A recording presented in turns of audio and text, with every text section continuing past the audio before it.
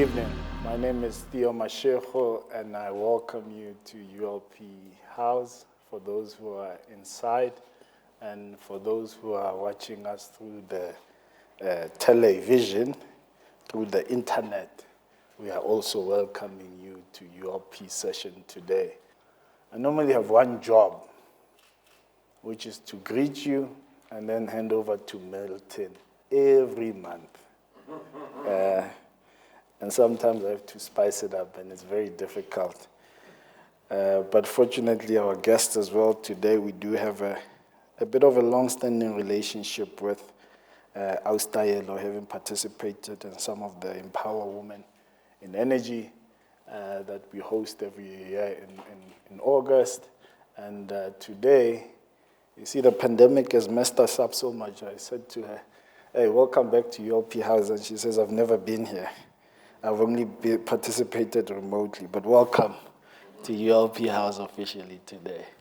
And it was Zibusiso. We've had you didn't know, I told him I was much younger when we met, but we met in 2011 when Mkhwanazi and I went on a Sunday afternoon to go speak to some of the young people he was mentoring in a program called David's League in Vosloorus. And it is good to still see you, that it seems like you've kept the faith and you look way better today than you did then. But thank you. Every program I think this country needs. I was looking at the employment stats today, and although we've seemed to have created 350,000 jobs or just above, young people in this country are still pretty much disenfranchised. And we have to do as much as we can to try alleviate them, not only from poverty and the inequality that we're facing, but to do our best in all aspects of this life. And as ULP, we've dedicated ourselves to trying and focusing on leaders. And I was proud to tell a story about Angelou, who's here as well. I think he's still outside, who's one of those leaders that grew up in ULP and is now a counselor, and he's doing great work. All we have to do now, Mkhwanazi, is just to keep him honest, right? But as I said, my job is easy. Before I introduce Milton, let me also acknowledge Dave and National Mentorship Movement and our partnership with All Mutual. Still in pilot stage, but I think we are trying to add a bit of value to All Mutual and the young people in the program. And Dave, I acknowledge you and the work that you do, and may God help you to continue doing it. And thank you and the team. I know how hard you guys work and how many meetings you have a week. At least twice a week you meet to try and make this work. And we tried everything that we could to impress All Mutual, including getting Milton to facilitate these. But Milton, with that word, Milton is an award-winning journalist and a media thought leader. Milton joined the BBC in the late 80s, just before Nelson Mandela was released from prison, and he retired in 2020. I know he looks young and handsome, but he is retired. And when he's cut his hair, you wouldn't tell that he's worked there for 30 years. He was at the time of his retirement, he was the Africa Bureau analyst and correspondent. And prior to that, he was based in the United Kingdom, and he also served some time in New Delhi as South Asia Bureau editor. And prior to the BBC News head in Africa role, that was prior to him joining Africa Bureau as a chief. He continues to serve in multiple boards and spaces, but he's obviously focused on his role as a senior researcher fellow at the Africa-Asia Dialogues.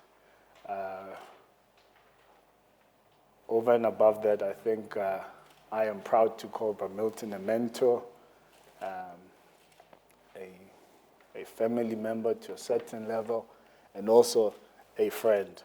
So in everything that he has achieved, and I've read here, 30 years at BBC, being released before Mandela, covering that. I think his biggest achievement is being my friend. So without any further ado, clap hands for Bob Milton for being my friend. Well, thank you very much, Theo. Always good to see you.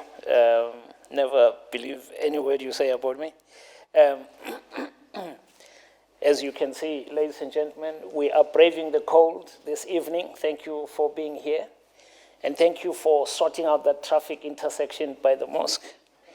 We all get frustrated by it, but we end up sitting here. So I am inspired by your determination to get to ULP. I'm also very happy that I don't have to talk about Orlando Pirates since you see my guest to my left. She has already done the deed. And we will leave stories of Orlando Pirates out of this conversation. It's great to be back here, and it's good to see Mkhwanazi. We were both at Orange Farm, also trying to help the youth there with opportunities, jobs, training, and education. So it was good. We had a great session. Thank you very much, sir. And we thank you for creating this opportunity for us to try and uplift our spirits.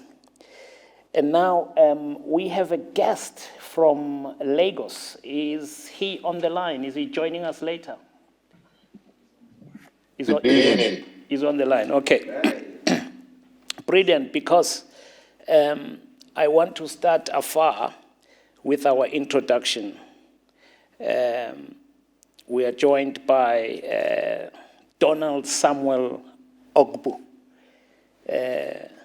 who is Group Chief Executive Officer of Old Mutual in West Africa, based in the great state and the great city of Lagos, a position he assumed in November 2018. In his position, he oversees Old Mutual's West African business in both Nigeria and Ghana. Before taking up his current role, Samwell was the Group Executive West Africa of Liberty Holdings, a position he moved into following his role as Chief Executive Officer of Liberty Properties. Prior to joining Liberty Group, Samwell was the General Manager of Old Mutual's large corporate business at Old Mutual South Africa. Before that, he held senior executive directorships at Sage Life, South Africa, and Africa Media Group. He has over 30 years of professional experience, with the last 15 spent in various general management roles within the insurance industry in South Africa and Nigeria. He has extensive experience in a variety of other sectors in sub-Saharan African countries. Samwell is a past president of the South African Property Owners Association, SAPOA, and the foremost real estate industry organization in Africa. For several years, Samwell played a pivotal role in promoting investor interest in the African commercial real estate sector. He has a bachelor's degree from South Bank University. He is a chartered accountant and fellow at the Institute of Chartered Accountants in England and Wales, having trained with Price Waterhouse in London. He holds an MBA from Wits Business School, Johannesburg. He's a senior member of the Chartered Insurance Institute of Nigeria and a member of the Institute of Directors. He has held directorships of several listed and unlisted companies in the United Kingdom, South Africa, and other parts of Africa. Ladies and gentlemen, please welcome from Lagos, Donald Samwell Ogbu.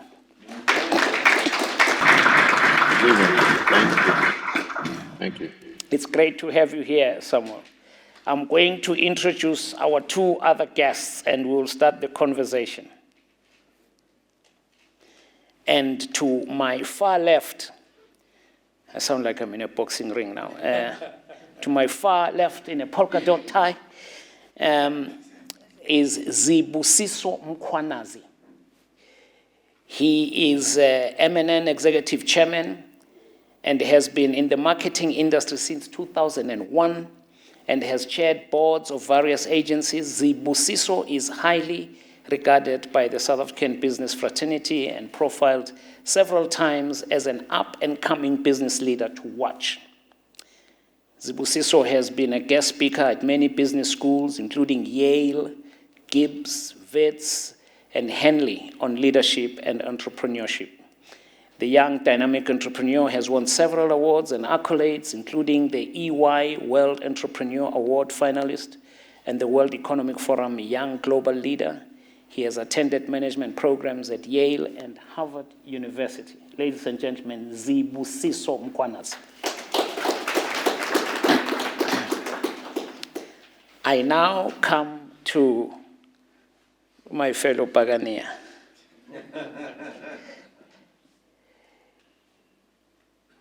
Ladies and gentlemen, Taelo Mojapelo is the CEO of BP Southern Africa. She took over the reins in June 2020. During very challenging and unprecedented times, she has demonstrated strong leadership in responding to the COVID-19 crisis, supporting the teams, and ensuring safe and reliable operations as well as business continuity. Dailo is an experienced business leader with a proven track record of successfully devising and delivering business strategies. She has 20 years professional experience in Africa and a wealth of commercial and operational experience in supply chain, leadership, strategy, and operational excellence. She joined BP from Mondelez International, where she held the position of supply chain director. Prior to this, Dailo held several operational and senior leadership supply chain roles at South African breweries, Kellogg's, and DHL. I think, Samwell, when you hear SAB, you get a little bit, you see that you've got a comrade here. Dailo holds an MBA from the Gordon Institute of Business Science, Gibbs, a master's degree in environmental engineering from Cambridge University. Why are you quiet?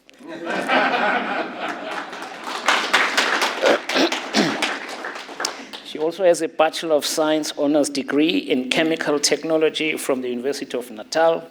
In addition, she's a certified supply chain professional, CSCP, as well as a certified director with the Institute of Directors.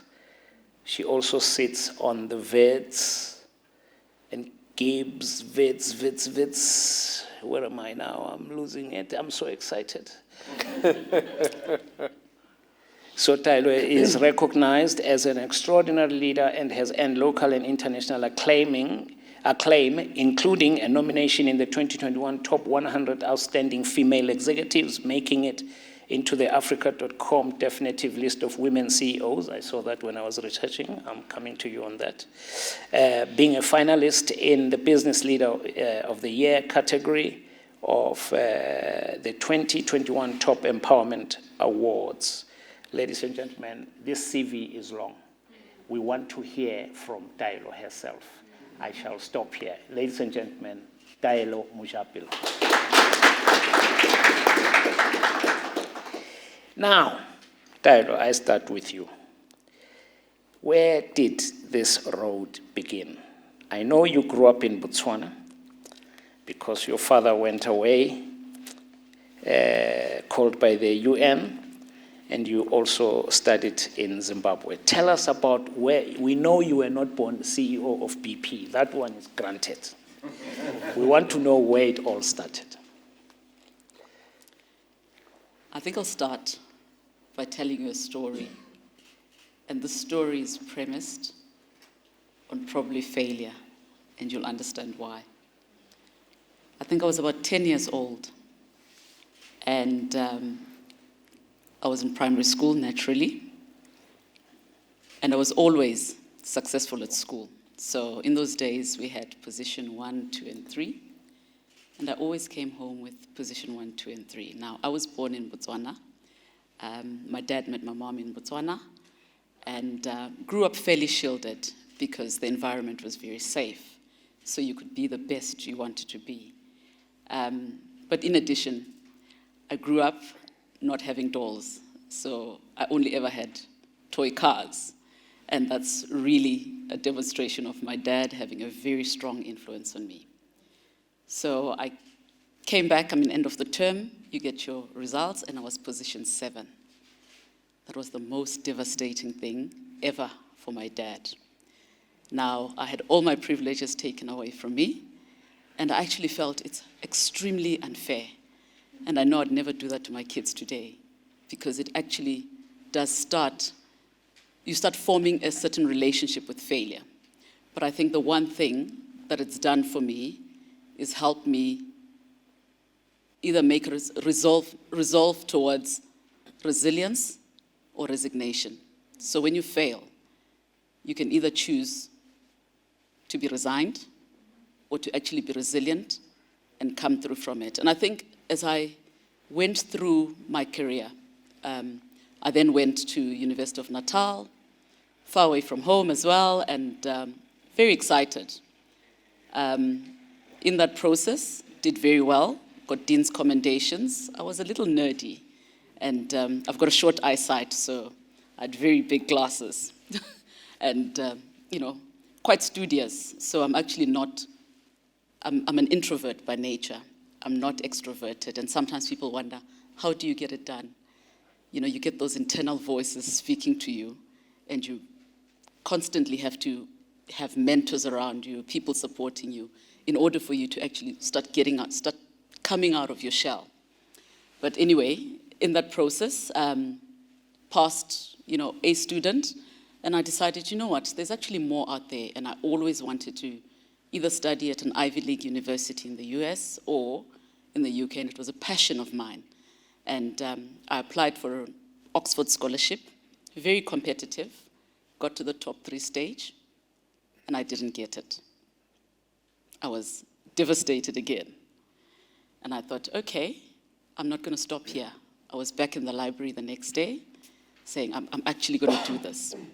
And I got a Commonwealth scholarship to Cambridge University, which was probably, in hindsight, a better opportunity. And I was very excited about it, great experience. And then I got recruited by SAB while I was in the UK. Came back, very feisty young lady, and in the process, I met a gentleman, and may his soul rest in peace, a man by the name of Hendrik Marubane. He was actually in HR at the time. And he was my mentor. And I decided, I'm not going to stay in science. I'm not going to be in the lab forever. And worked through various roles. And at the time, I probably was about 25, 26. And I got to run the biggest warehouse for SAB Miller. Feisty young lady. And I thought, I owned the world. And you get humbled very frequently. Soon had experiences in the boardroom and realized that it's not all rosy. As a black female, at the time, that was just the early 2000s, I think corporates knew they had to transform, but probably didn't know exactly how to do it. And so that journey was quite challenging. And I actually think I failed in one instance because I experienced racism, and I ran away. I always think about it and think, had I done this differently, I probably would have learned an important lesson. And I left. But I soon came back again from that. And that for me was a lesson that says, own your space, lead, and lead yourself. Because if you lead yourself, you only then get to learn to lead other people. If you don't start leading yourself as an individual, it becomes very challenging. So fast forward, got to get into different roles, supply chain. And in that time, I had my children. And then I had my second son, and it was a very trying time. My son was quite sickly. Yeah, he was born prematurely. Yes, he was born prematurely, and he was 3 weeks in ICU. And it was the daily trip to ICU. Some of you who are mothers probably know that experience or know somebody who's had that experience. And I contemplated leaving corporate to become a stay-at-home mom. You then realize you've got actually people who are around you who believe in you. And in this instance, it was actually my mother-in-law who made a decision that she's going to be my son's mother, and you go and do what you have to do. It was quite enriching, but you only get there through communicating and speaking your truth, because I know for a fact that I'd never have been fulfilled as a stay-at-home mom. I get energy from being around people, from making a meaningful difference, from leading, from imparting knowledge, from mentoring and coaching. And that makes me happy. And when I return home, I actually feel the gratitude, and I actually can see when people actually experience the difference that I've made in their lives. I then moved on to Kellogg's and Mondelez, and in that time I looked after sub-Saharan Africa. Again, more lessons to learn. Africa is a beautiful place, and you do get to learn different cultures and how people respond in corporate. And I think it was in that time where I started to reflect about my own journey and what it is that I want. And I started doing some work and just reflecting on the successes and failures that I've had, and realized that, you know, I would make a more meaningful difference through putting a lot of my energy in grooming other women, particularly those younger than me, mentoring them. But also, one thing that we often forget is our boy children and the young men. How do we actually groom them such that they're better men who can actually operate in an environment that has strong women? Because that's very important. So when I get into the workplace, I look out for those young boys and say, look, I want you to be successful. I want you to recognize how to be on equal footing with women, because that's very important for society as we progress. And then the BP story I won't tell. I think that's probably a lot more open. Oh, that's brilliant. What a story. My goodness, that is so inspirational. Thank you so much for that. I want to come back to you about BP and when you took over under COVID and the triple whammy of the prices plummeting and so on. So park it for now. Zibusiso, it's great to see you, my brother. I've been following you on Instagram since this project began. Wow. And I was so impressed. And also, I was kicking myself, how come you come from Soweto and I don't know you? I felt so dumb, you know, and I could not believe that you have gone through so much in such a short space of time. So you started your business when you were about 8. That's when things started happening for you. You ended up selling stuff in downtown Joburg, corner President and Small, maybe, small around street, there, Small yeah. Street. Tell us about where it all began for you. Okay. First and foremost, thank you so much for the invitation, you know, and good evening to you, Milton, Dailo, Samwell on the line, and everybody, and online. Yes.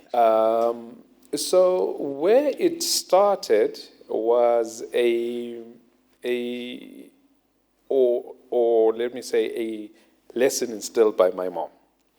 So my mom used to be an entrepreneur, right? She used to make curtains for a living, you know. So when I grew up, when she'd go to people's houses, you know, I'd be the guy with the drill at a very young age, you know, drilling and hanging curtains and making curtains as well, right?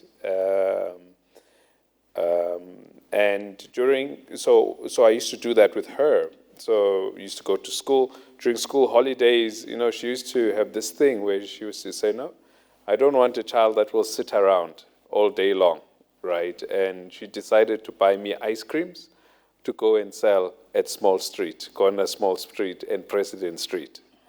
Now, you know, and I think because of the way we grew up, she was also in the ministry. My mom was in the ministry. So it was very normal for her, let's say on a Friday night, she would go to the church and have all night services, etc., come back the next day.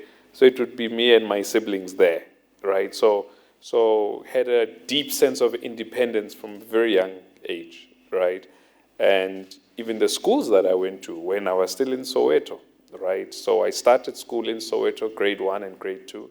But from grade 3, I went to a school in Rosettenville. And for me to get there, I used to take a taxi from Soweto to Joburg, right? And then I took a bus from Joburg to Rosettenville. Or sometimes I do a bus or a train back to Soweto. It depends on the day.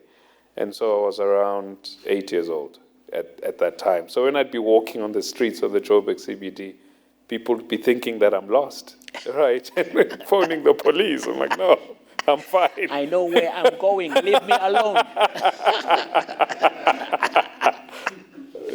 But that's where that deep sense of independence, came from a very, very young age. And yes, it started. So naturally, the selling of ice creams was just a natural thing from a character that was instilled in me from a very young age.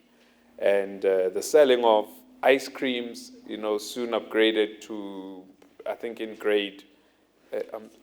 standards. So I'm converting the standards into grades in my head. So standard 4. Yeah. What is it? Grade 6. Grade 6. There we go. Grade 6 and grade 7. I had changed schools. Now I'm going to Bramley. Now I've moved to the East Rand now. And it was a... East Rand, the antenna goes up.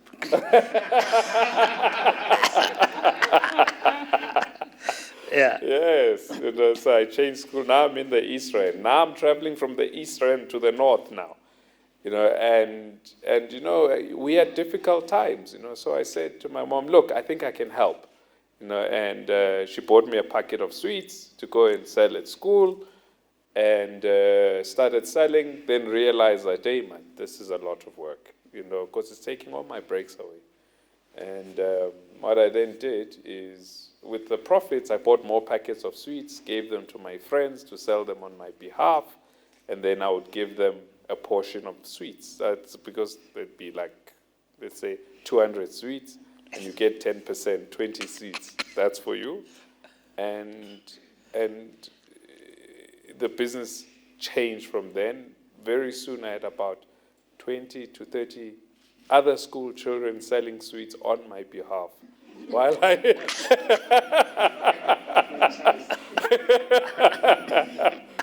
I played during break. Yeah.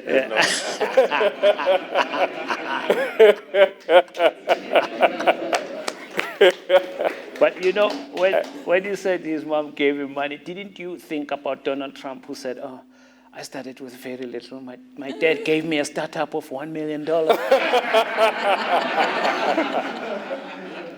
Didn't you think about that? I just thought about that. And for me, and it's very interesting. For me, at the end of the day, my motive, yes, was to pay for my own transport so that I can get to and fro from school. But secondly, I was a big lover of KFC, right? Yeah. So it was so that I could afford Streetwise 2 whenever I wanted to. And the very interesting thing, they are my client today. Beautiful. So that's where the entrepreneurship journey started. High school, it was the very same thing, where one day she said to me, yes, by the way, the sweets business was shut down by the school. So they put a rule in the school book that no selling of sweets. Because everybody's running like they've got Duracell batteries. Now there's competitors, etc. So so I get to matric and grade 11. My mom says to me, look, I don't know how I'm going to get you to school, so being higher education. I said, okay, I can help. And again, she comes through with $2,000, right? And invests in my dream. Because I say to her, I've got a skill. I love computers. I'm self-taught. I started off as a technician, then a programmer, right? And I think I can make money from this thing. Says, okay, I believe in you. She gives me $2,000. And I decided to take the $2,000. Oh yes, I was very interested in investments as well. And I put it in the stock market, and I did the one thing you should never do, put your eggs in one basket. Well, I did, because I really believed at the time that that stock would shoot up, and it did, right? And I came out with about $14,000 from that process. I was able to buy my first suit, and I was able to get taxi money to get around town from that $14,000, and started this business while I was in grade 11. Grade 12, my first client was actually my school, my library. I started doing work for them. People started seeing me. And because I had very big dreams, I soon realized that I was 17, 18, and my goal was to make my first million by 21. And you were 17 when she gave you $2,000. Yes. Yeah.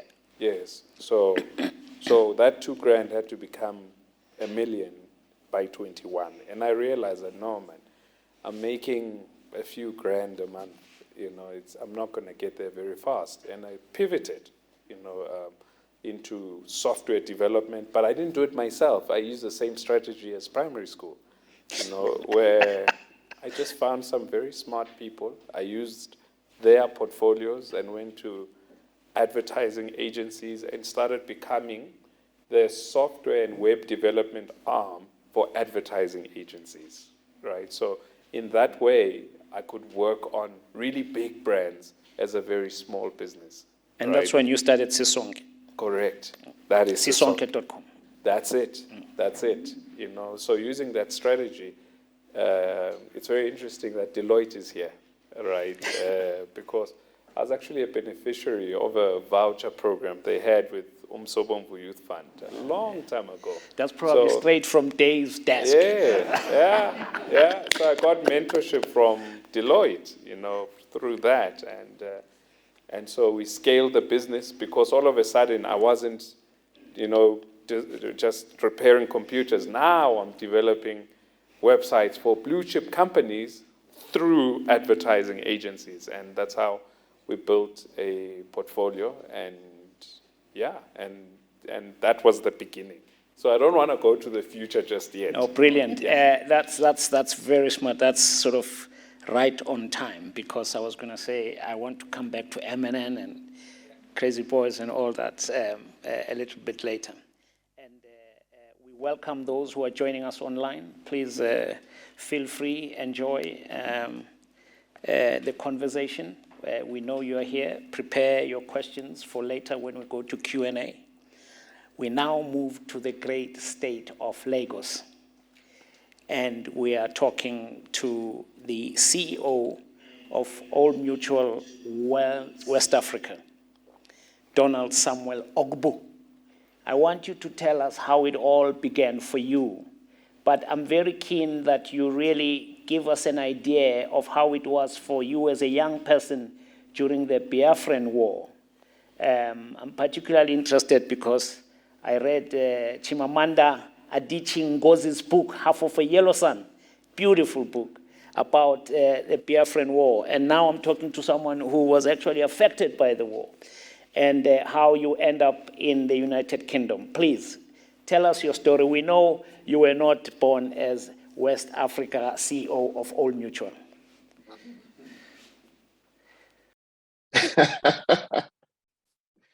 Far from it. I actually, I love Chimamanda and her work, but I find that book very hard. And it was a very painful watch of the film. It brought back a lot of painful memories. So thank you. Yes, I ended up in what was then Biafran East, in the eastern part of Nigeria, and ended up being separated from my family. And then it was quite interesting because obviously one didn't really know or understand at age 4 or 5, so when the war started, quite what was going on. I was ended up in a place called Naze, which is close to Owerri in the eastern part in Imo State in Nigeria. And so I was effectively an adopted Igbo. My mother is Edo. I was born in a place called Igwe near Benin. And my father, as it happens, was Idoma.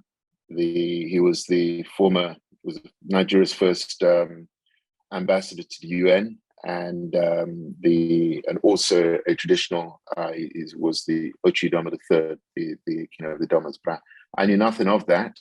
Years later, I discovered the connection I had with South Africa, in that my father was chairman of the UN Standing Committee on Southern Africa, and he drove a lot of the policies that concerned South Africa and what was then Southwest Africa, Namibia, and Rhodesia at the time at the UN, including hosting Oliver Tambo for his famous speech, following which the UN, South Africa was excluded from international sport.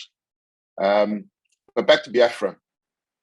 I didn't really know much about it. I just remember going to school in a bush, running from air raids, and seeing lots of refugees, and then making reciting an exhortation to soldiers, which I guess was my first political speech, the beginning of my political career, and probably the end of it, because a week thereafter, Biafra surrendered and the war was over. So I was on the Biafran side. My father was a hero on the Nigerian side. Such is fate. In the confusion that followed, I was sent to England, and I grew up with guardians, my stepmother and a guardian.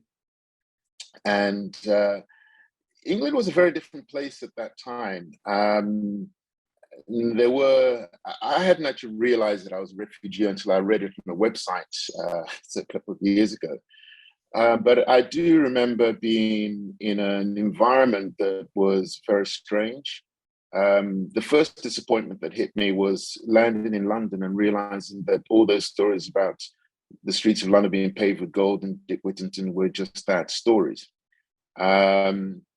I also landed thinking I could speak English. I was quite proud of what I thought was English at the time, only to be told by the locals that they didn't understand what I was talking about. Why can't you talk English like us? So growing up as an immigrant in London in the early 70s was an interesting experience. I think one had to either be strong and resilient, or one didn't really survive. But having said that, I think what it did teach me was resilience, and it taught me ways to manage the external. And at age 14, I remember realizing that those who seemed to be successful and featured in good programs in television and what have you, spoke a certain way, looked a certain way, and projected a certain attitude. So I made decisions at age 14 about appearance, speech, and attitude that I think have helped me to weather the storms and help me to emerge as the person that I am today. And that for me was a valuable lesson, that no matter what's happening around you, you were to a degree in control of how you responded, and how you responded determined how you emerged out of that situation. But it wasn't a linear equation. I must say, I feel it's a little bit unfair to have to follow the entrepreneur and the A student, because I am neither of those things. I was a potential A student, but I didn't go to a school that encouraged people who looked at me like me at the time to dream. I had to do that for myself. I remember going to my careers advisor and saying that I want to be an airline pilot. And his response to me was, but there aren't any black airline pilots. What's wrong with being a bus driver? I just put it down to his world at that time. And looking back, he was actually trying to help me. He was trying to save me from a life of frustration based on the paradigm of the world as he understood it. That only made me more determined to prove him wrong. And it made me determined to go home. So I always believed that I would go back to Nigeria one day and ensure that my mother was proud of me, whatever I did. So despite the sort of school conditions, I studied hard and did the best I could with what I could. My university choices were unfortunately constrained by the fact that I had to provide for myself from quite an early age. I didn't have the skills that Zibusiso had, because otherwise I would have figured out a way to get other people to work for me. Instead, I just sort of developed different arts of survival and worked my way, paid my way through university, got involved in a degree of university politics, which I probably should have. I should have focused on other things, but nevertheless emerged with a degree. I gate crashed another university's employment run for the chance of getting into Pricewaterhouse, and I realized that Pricewaterhouse were not coming to our university, and somehow I got in, and that launched me on a path to a professional career. It created opportunities for me to then experience things and be exposed to things that I otherwise wouldn't have done. I want you to tell us in a minute about how you ended up working for McDonald's and Burger King later. So please hold that thought. Think about that. And I was quite surprised to see that you lived in Hertfordshire, which is where I did my leadership program at Ashridge. So that's fascinating. Lovely place. Beautiful part of the UK. Not London, yeah. Because London always surprises you. You think you're going to arrive and walk into Buckingham Palace, and then suddenly the reality hits you that you're probably better off in Jersey.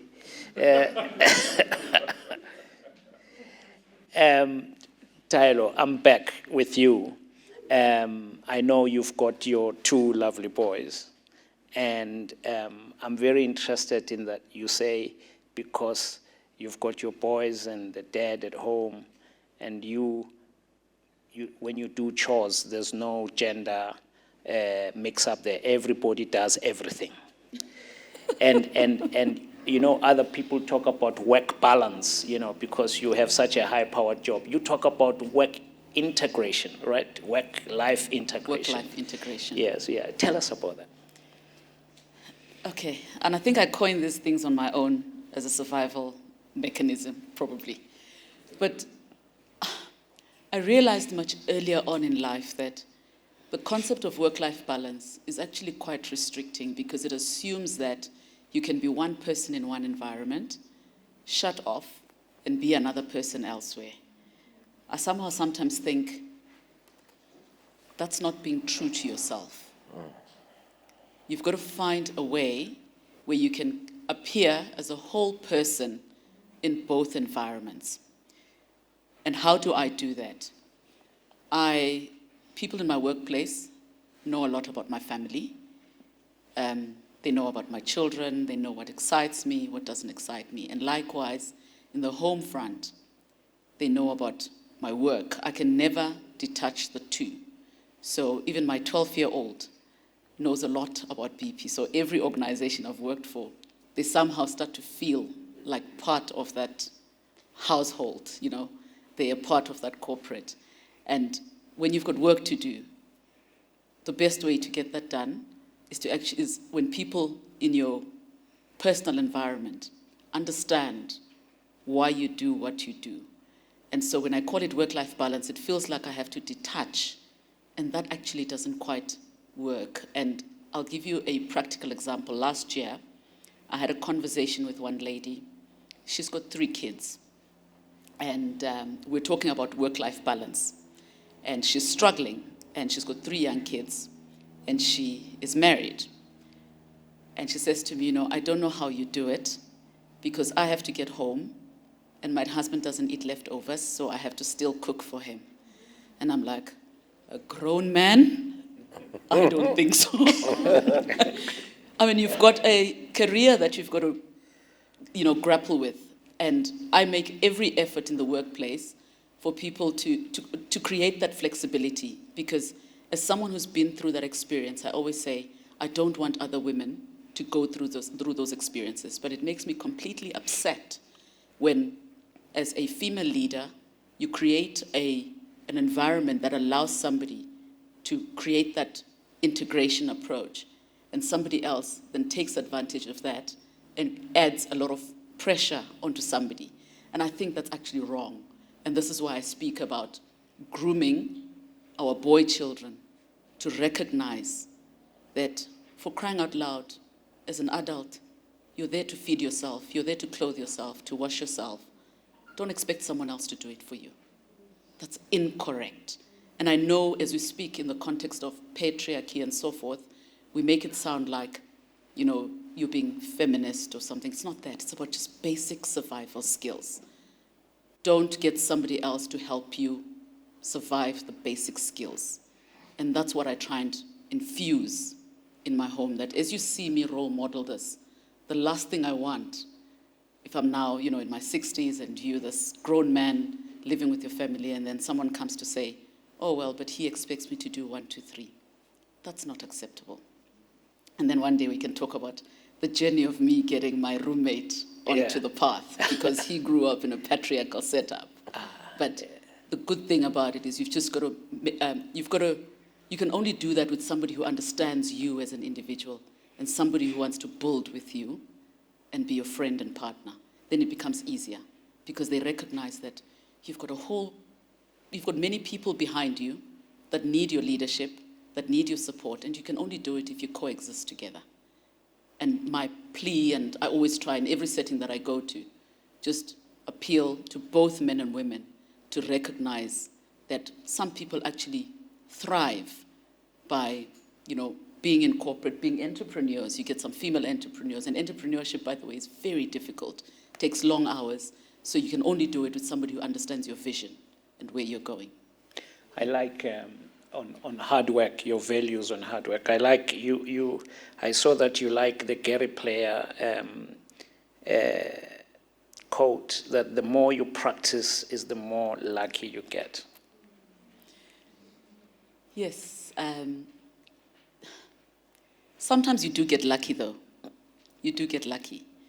But I always believe that luck follows you if you do what's right. And I'll give a practical example. With me getting into this role, anybody else can do it. When I say anybody else, anybody who's ready to do it. I'm sure, the board would have gone out and, opted to find people elsewhere. And by the way, I had just joined the organization, and many people may not know, when I joined the organization, I wasn't appointed CEO. I actually joined to help them in the supply chain space, because that's really where my expertise is. But I have a passion for leading and coaching, and so immediately got onto some tasks, led with them, and it became almost a natural progression. So when I was offered this role, I thought, ooh, too soon. Came as a surprise, and honestly as a surprise. And I call that luck. But the luck coincides with your hard work and demonstrating that leadership capability. Oh, brilliant. That's lovely. So, Zibusiso. I always say your word deliberately because it's so easy to say Zibusiso. I think you probably have dealt with so many people who call you Zibusiso. Definitely. I have a family friend. Her name is in Setswana. She's called Diane. And each time she meets young white people, they say, "Are you sure you're not Diane?" So, I want you to. You can laugh.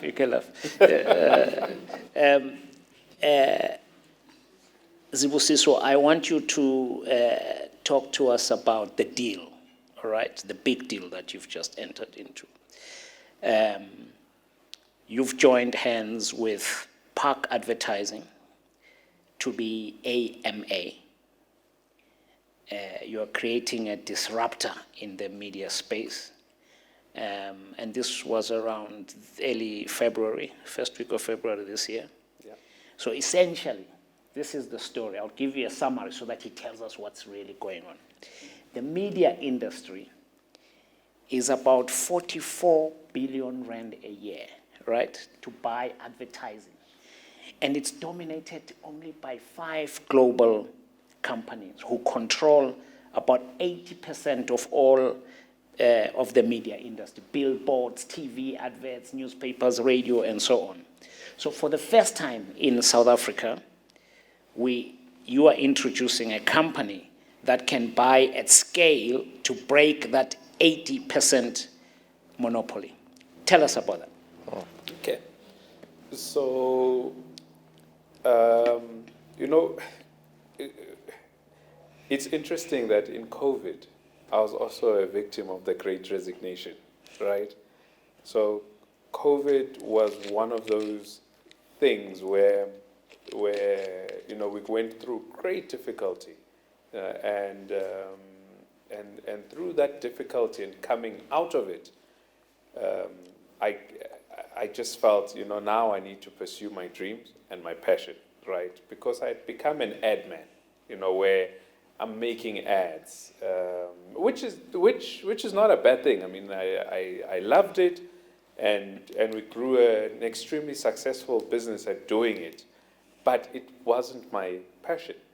My passion is growing stuff and making or creating value through investments, and so being in advertising in particular, then I kind of go, look, where do I see the next big growth opportunity? When we started Avatar, we grew it to the largest black-owned agency group in the country, right? Fully black-owned agency group in the country.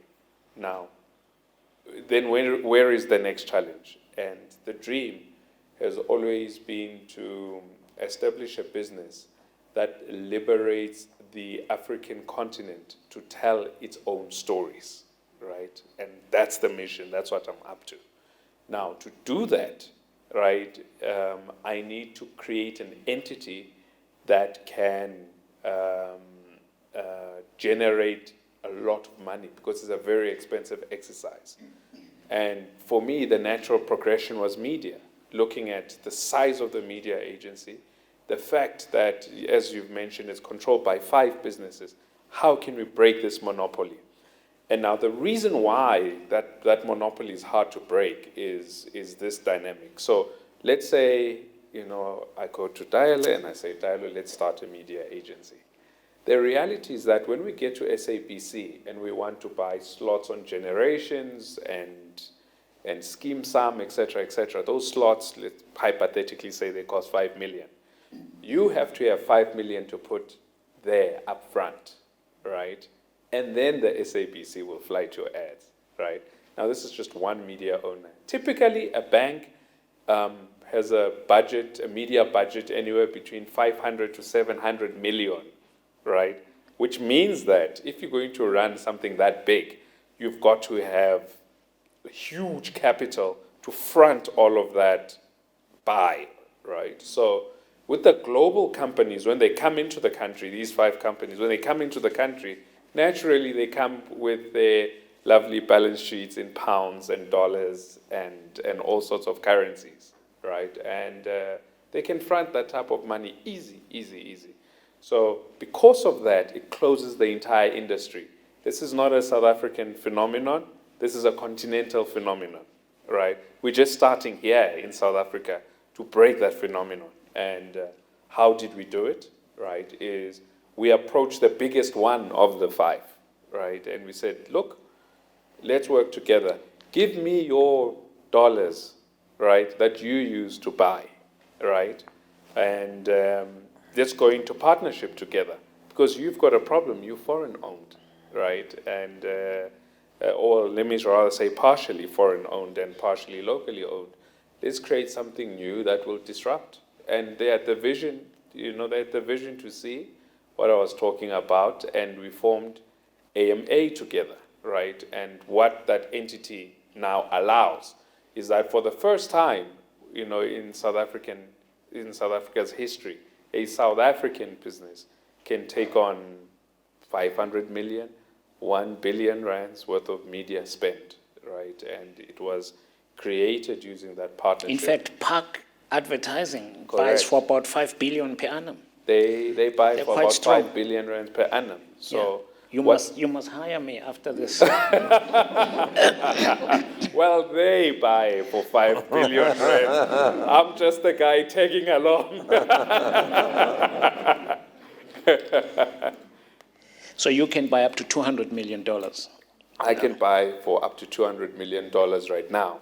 And so the reason why we can break that monopoly now is because when I call Dailo on Monday and I say, Dailo, do you know that your 50 million or however you're spending on media, you could be spending on a 100% black-owned agency?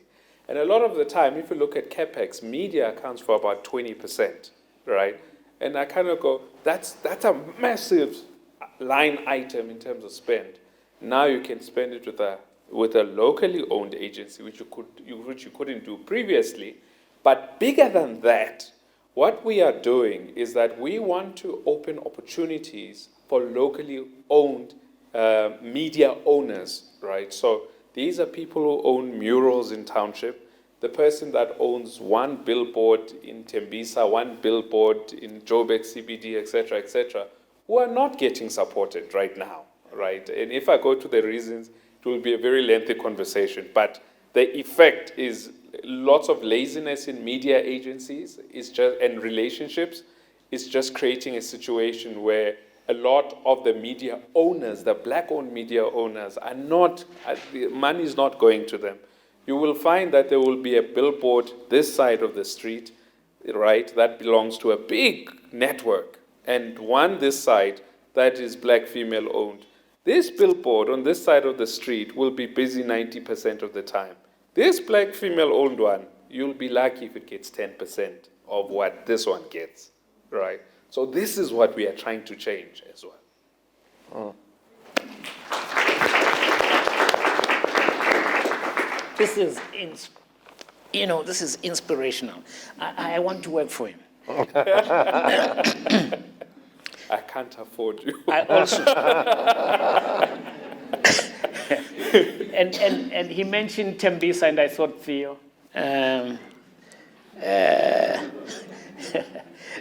So I was looking at your posts, and I stole something which I already used in Orange Farm.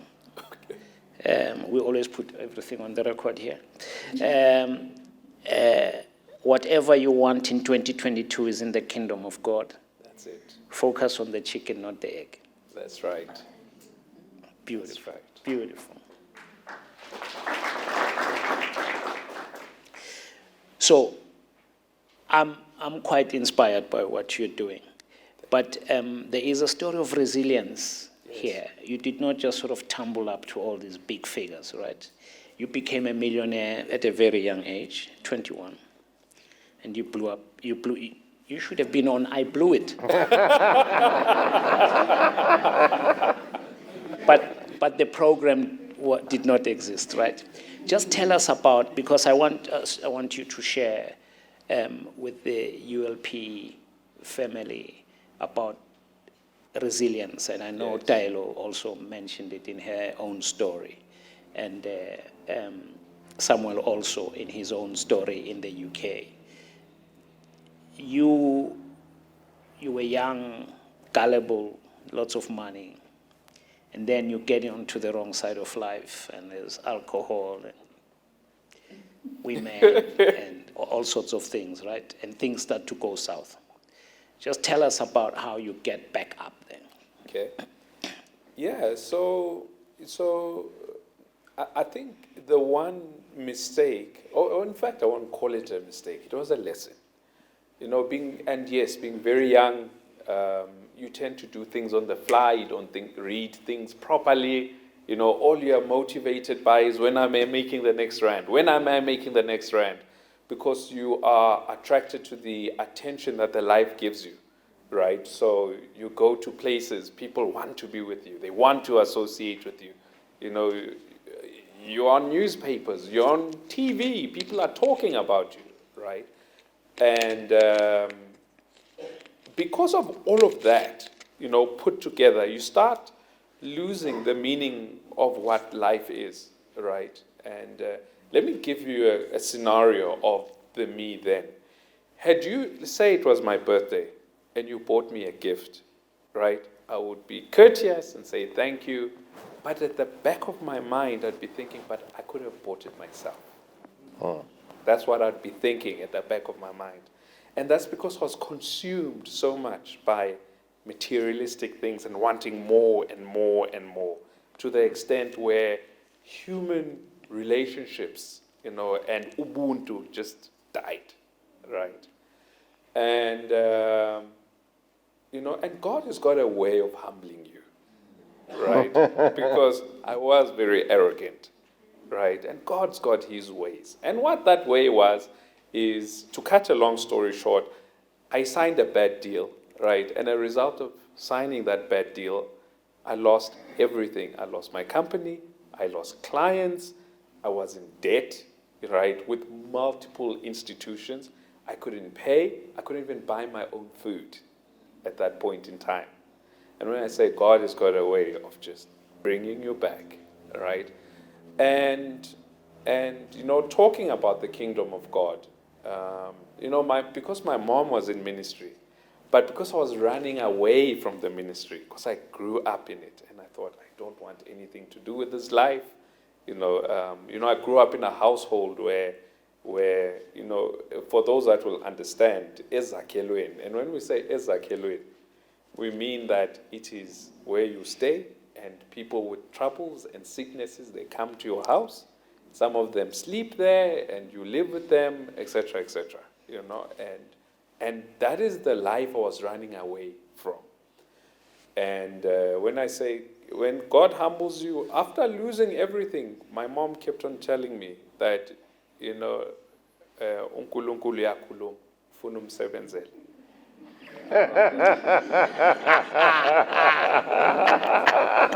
Anything but that. But eventually, I listened and I gave my life to God. Now before that happened, I remember there was a point when I was in a serious depression just before that happened, right? And when you start having thoughts, should I continue with life? Is it worth it? I've lost everything. You go through a lot of emotions, right? And getting into the kingdom of God, everything's just started to make sense again. And my purpose changed, right? So it changed from making money, right, to making a positive difference. All I'm concerned about now is, how do I make a positive difference to the next person, right? That's my goal in life, right?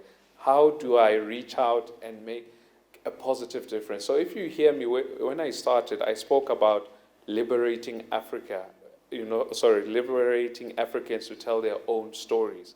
Because for me, it's ridiculous that, if you want to run an Africa-wide campaign, you have to run that campaign through agencies in America, Europe, or Asia. You can't do it. You can't say, I'm running a campaign here that will fly in Nigeria, Kenya, Egypt, etc., through an African agency. It's not possible to do right now. You have to do it through those agencies. And so that's why now, because now, my outlook is now about helping the next person. The businesses are geared that way. Their visions are geared that way, right? Even from the avatar business.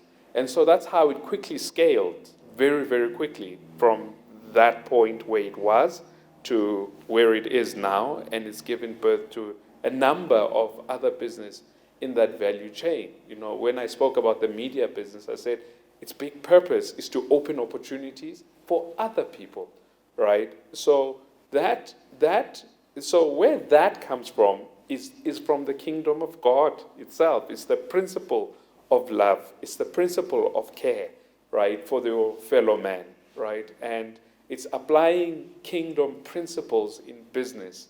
And today, I'm seeing a miracle. Beautiful. Beautiful. I have a lump in my throat.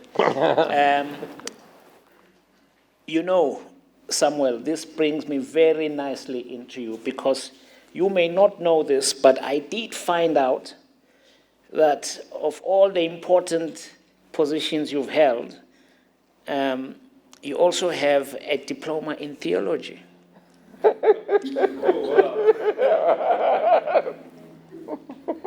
And that's not on your CV, right?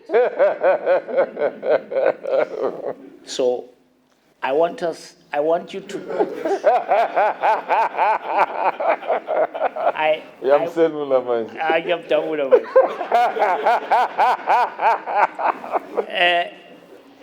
Somewhere.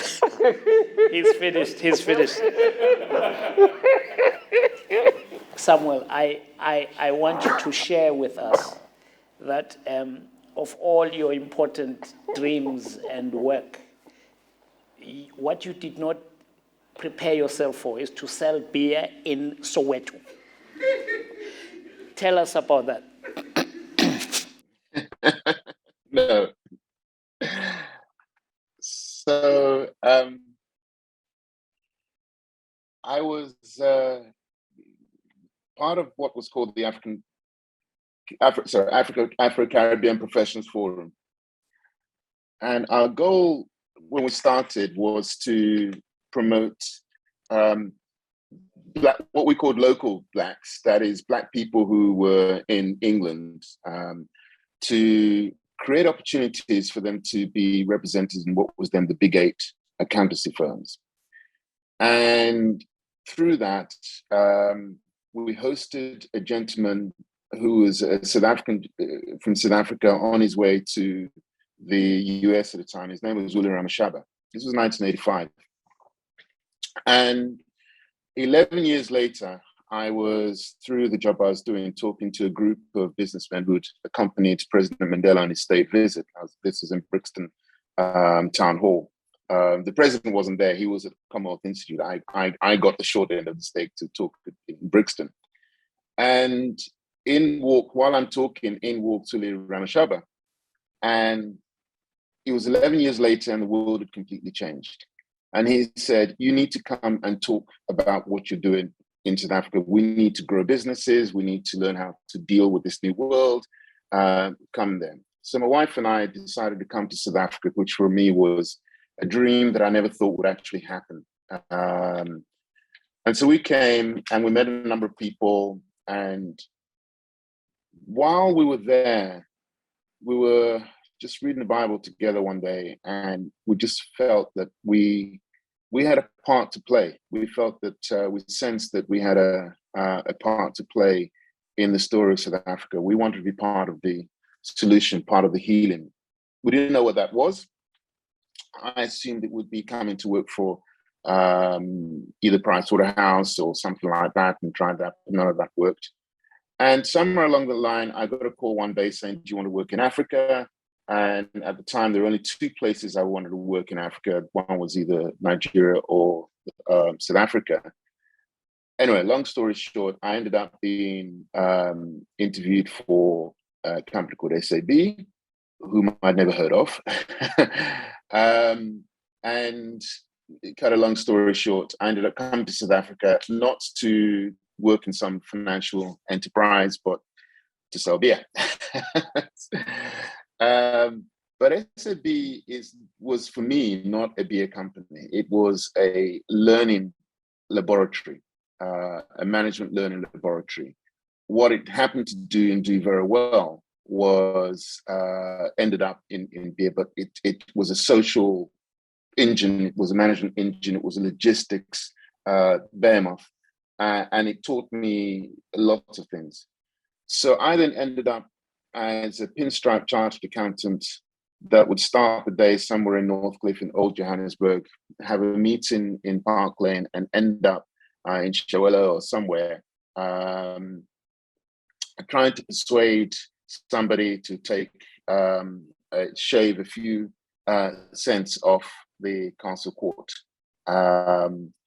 And you know, for me, it was better than MBA. The 2.5 years or 2 years I spent in initially Shamdor and then running District Soweto was just grew me. I learned so much. For me, Soweto, I used to tell people Soweto was South African microcosm. We used to get people from the London Stock Exchange, from the US, and whatever, to come and see how is it that SAB made money in this market. And I'd take them, you know, we'd always have lunch at Wendy's or something like that. And so they saw us kind of like a version of Soweto. Then we'd go to Digital Extension or somewhere like that, or we'd go somewhere, one of the places where somebody would be using ice to keep beer cold and yet was selling more beer in a week than a South Chelsea pub would sell in a month.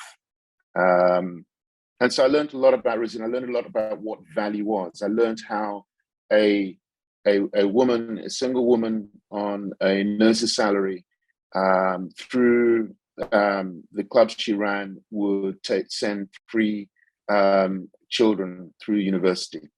I learned how people really managed money. I learned about community. I learned a story of South Africa that I hadn't seen all my student activist days. And for me, it was a great lesson. But I did know that I hadn't been called to, it wasn't my vocation. I felt too keenly about some of the issues connected with alcohol, or alcohol abuse, rather, not alcohol itself. And I felt them too keenly to continue. And so when the opportunity came, I did something else, but I always look back fondly to those experiences and to being part of the community. And one, you know, I had one interesting incident when one of my biggest customers looked at me and said, "What are you doing in my son's job?"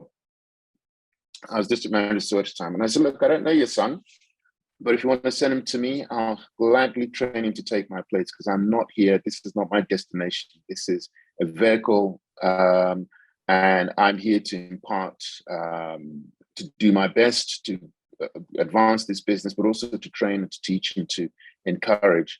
And I'd gladly do that. And I'd like to think that that was part of the legacy I left. And to this day, I thank God for the experience because I learned a lot. I got a lot more out of it. Brilliant. That's fantastic. I know you're an avid reader, and your favorite author is William Shakespeare. I'm an Oscar Wilde guy. Oh my goodness, where did you get all this? I'll test you on Romeo and Juliet. See how she leans her cheek upon her hand. Oh, that I wear glove upon that hand, and that I might touch that cheek. Scene 2, act. Romeo and Juliet. Ah, you've got me there. I was so impressed when I heard that because that was my set book at school. And I was also in love with Juliet, but I didn't know that she was not South African. So thank you so much for that story. I also want to ask Taelo about your mentor and books. Can you share with us? You have a very good mentor, a Kenyan gentleman. Yes, I know you mentioned another mentor, but you've got many mentors, I know. Yeah. We are very keen because, as you know, here with the mentorship movement, and I'm very keen to hear about mentors and the books that inspired you. And I'll be coming to you with the same question. Zibusiso. Thanks, Milton. The way I hold mentorship, I see it as someone who's, what I call a thinking partner. And you can very well have different mentors for different challenges that you're working through. And the one thing that's also very important is to pay it forward. So I also mentor people. But having said that, nobody's perfect. We all have areas of development. Earlier on, I spoke about some of my challenges around, presenting yourself, being an introvert, how to cope with that. And, I had been working in my career.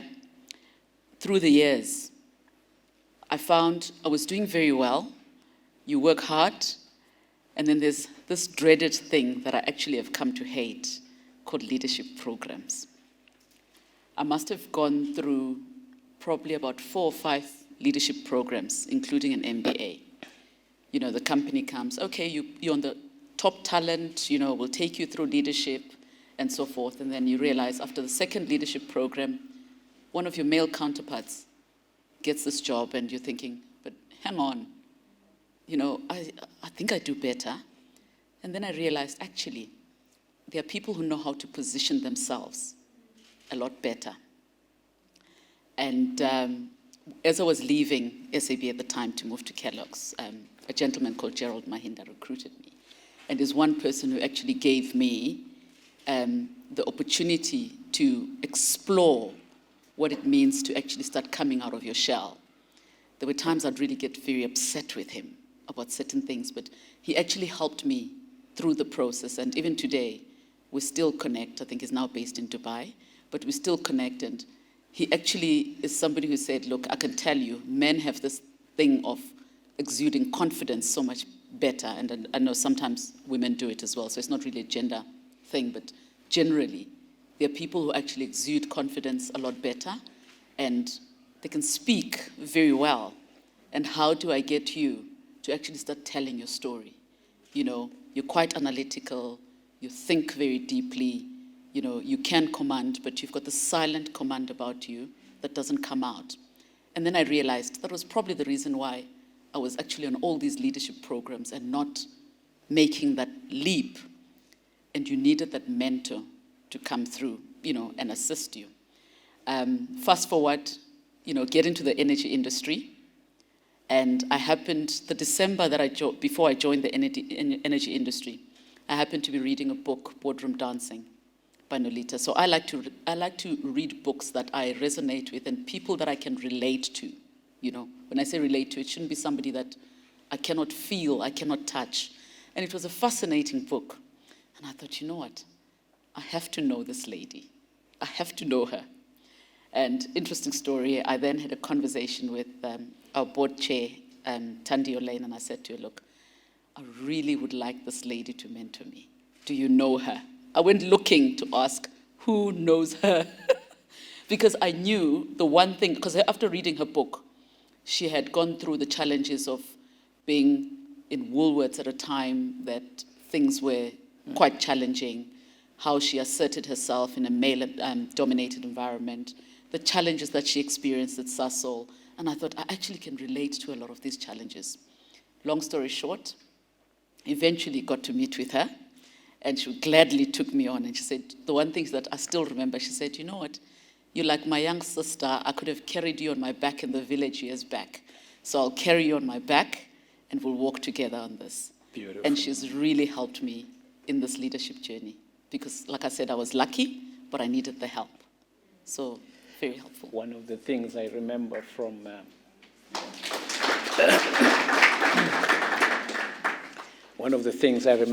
dancing in the boardroom, if I'm not mistaken, is that Nolita was a manager at a Woolworths, and there was a problem. A local manager, a supervisor, had a difficult customer, and they escalated to her, and the customer heard that she was black. She said, no, I want the real manager.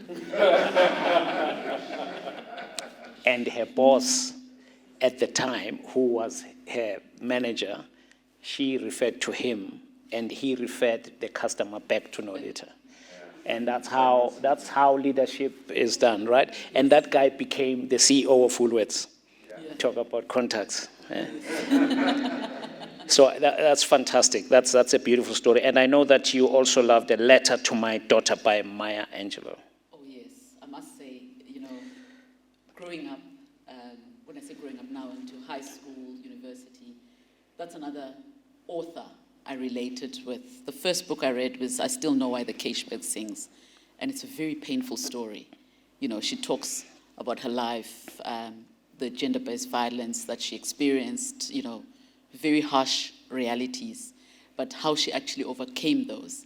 And I just found her writing and her poems very easy to resonate with. So I've been reading quite a few of her books, and then I think in the 2000s, about 2008 or 9, came across A Letter to My Daughter, and I think it was still quite new at the time.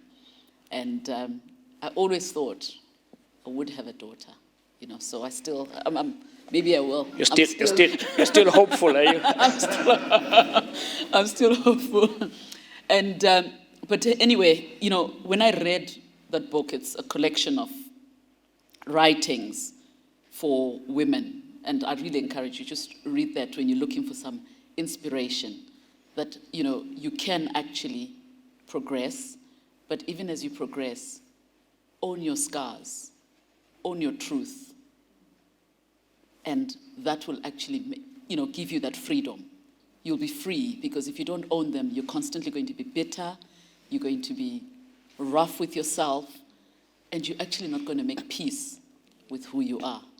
So I find reading her books and her poems has really helped me stay grounded. And then in my life, I went through the Ian Lavazan stage, but that's for another day. I want you to think about, and you sort of touched on it, which is the real heart of what we do in these conversations. We want to know what you think as a CEO your purpose is. So I'll get back to you that in a minute.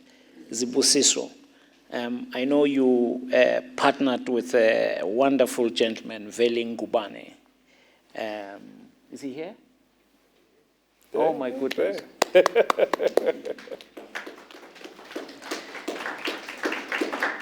Sometimes when you do research and you see these people's names, they're like, they're like Barack Obama, they're like that far. And Veli's here.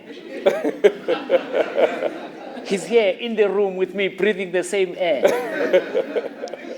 But tell us about that relationship, because that's quite an inspirational story, right? Yes. Partnering, mentoring, and also you can share your favorite books. Okay. So I think for me, Veli is more than my partner, is more like my brother. And the reason why I say that is because how we met in a setting exactly like this, right? I was giving a speech at an awards function. I think it was the BBQ Awards, yes. I was a keynote at a BBQ Awards. And what I was speaking about, I was talking about the kingdom of God in business. So for Veli, he thought, I've never heard business being spoken about in that way. And he came to me, introduced himself, and we started working together at first. And then when I had the vision for Avatar, then I said, Veli, I want to do this. He sold his house and funded the business. Ooh.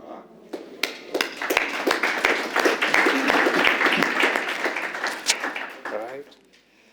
And, in that journey, growing with my partner, and when I say he's more like a brother, we've gone through so many things, right? We've had the days where, I remember when we were starting out Avatar, there was a month where it was the last day of the month. There was probably about 3,000 Rand in the account.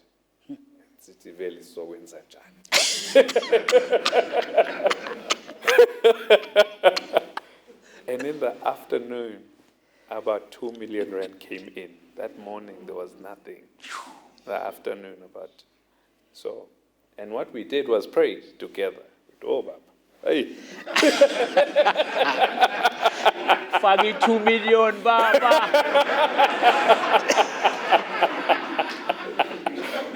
I was praying this morning. I don't know what's going to happen.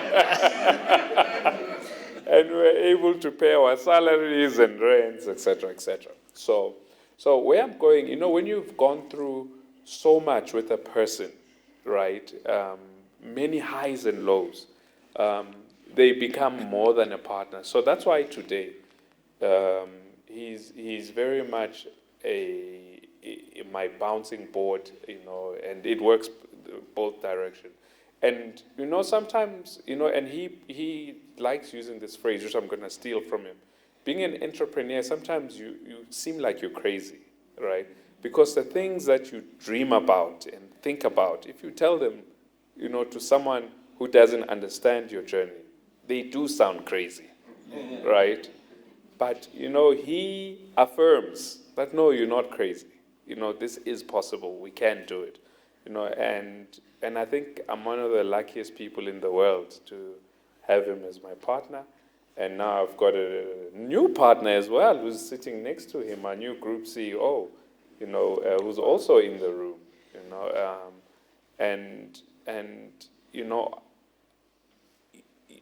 one of the biggest lessons for me is never be the smartest person in the room, or else you're not growing, right? Always get people who take you places and who are ahead of you in many different areas, because multiple views give you perspective, right, versus your own.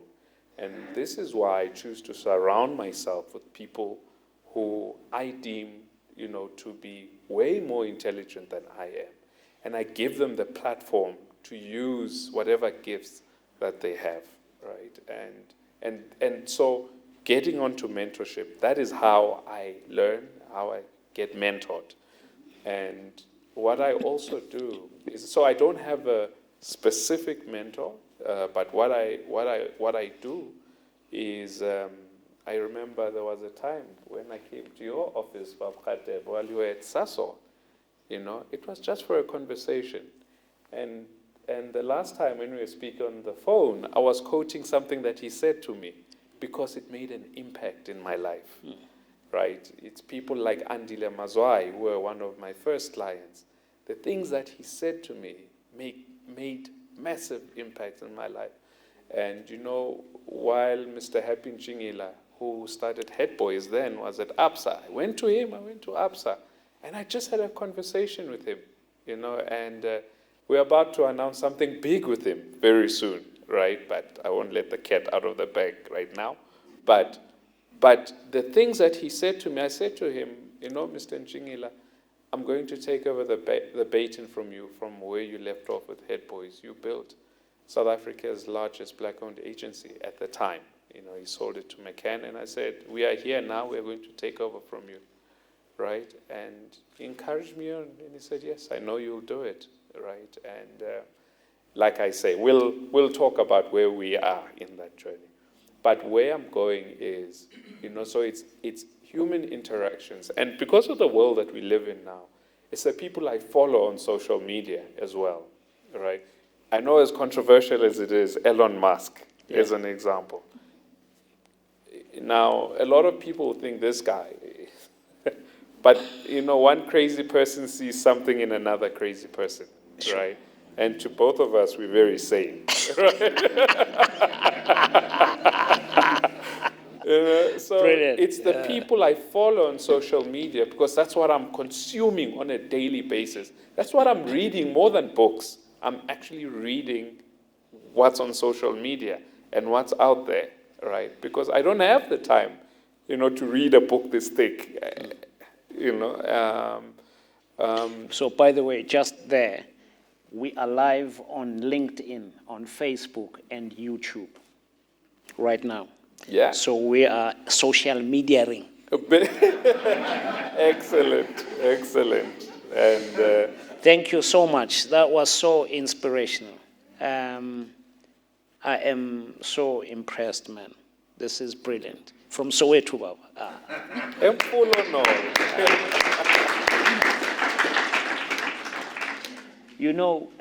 We did a book called Soweto Inside Out with a friend of mine. And we got people to write chapters in it. And one of the chapters about in the book is about that, you know, Soweto is an apartheid creation. It was meant to beat you down. You know, it's also an acronym. It's not a proper name. It's Southwestern Townships. You know, it's like a bureaucratic thing.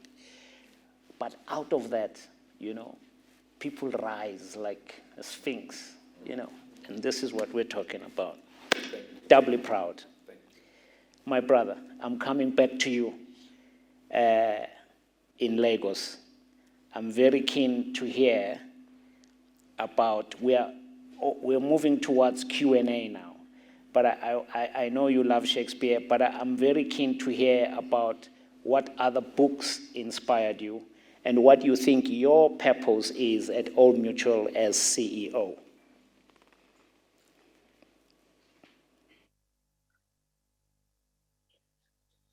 I read very widely. As I said, when I landed in England in 1971, I thought I could speak English, and the English soon let me know I couldn't.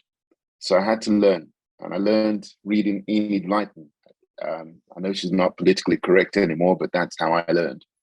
But the books I read were books like by James Baldwin, Ralph Ellison, Eldridge Cleaver, the first Eldridge. I read Soul and Fire before I read Soul and Ice, and that made a huge impression on me. Seeing him, having read Malcolm X, or the biography of Malcolm X, all of those things, and his experience with renouncing violence and knowing, coming to know the Lord, made a big impression on me. I read things like Tom Skinner, Black and Free, which is important to me, struggling with the idea of a European lens on God, which didn't really sit well. So reading something like Black and Free was illuminating. But obviously, to be honest, without any cliche, the book that has made the most impression on me are the six books of the Bible. And that's not why I went to Bible school for one simple reason. I just felt that it was part, you know, I always felt I was called to the marketplace, and my ministry wasn't a marketplace, but I felt that I needed to know God and his word as much as I knew my MBA books and my accountancy and what have you, because it was tied into my purpose. And I see my purpose as really being lifting people up, serving. I love what Zibusiso has said. I mean, I'm just absolutely in awe of that, because I so identify with it in the sense that I feel that I need to be about my Father's kingdom, my Father's business in the kingdom. My purpose in Old Mutual, it sounds trite. I was telling my sales team, my retail sales team this morning, I fundamentally believe that Old Mutual is good for Nigeria, and Nigeria is good for Old Mutual. Old Mutual is good for Nigeria because I think it's got 177 years of serving people, helping people achieve their dreams, helping people create better tomorrows. And we desperately need that in Nigeria. We need that. The young people need it. The older people need it. And I think the way that Old Mutual does business, and there are other companies that do that, but I think that can do a lot for Nigeria. And Nigeria being good for Old Mutual needs growth. The opportunities in Nigeria are immense. One usually only hears the bad news, but there are incredible people doing incredible things with very limited resources and under very trying circumstances, with not a lot of security, not a lot of respect for human rights. And they're here. They're young, they're dynamic, they're old and they're dynamic, but they are doing much with little. And I feel called to be part of that, much as I'd be much more comfortable elsewhere, to be honest. And there are times when I ask myself, did I really do the right thing, leaving South Africa or leaving England? But I think the same way I felt that God called me to South Africa for a season. This season for me is to connect the two and help the two work together more effectively for the growth of Africa by Africans. Fundamentally, what I'm trying to do.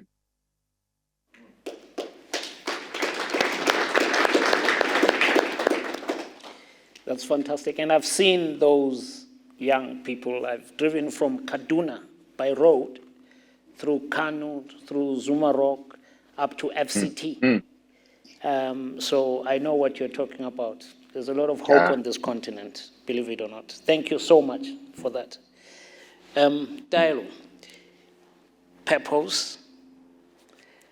Yeah, I think I've probably weaved it through the conversation. And my purpose is quite simple. It's really not about, being this, big leader in an organization and so forth, but I have a purpose of making sure that I make the path easier for women coming behind me. How do I actually uplift other women? Make sure that ceiling, the glass ceiling that we talk about, that proverbial glass ceiling, doesn't exist, and that I can create psychological safety for them to show up as their best.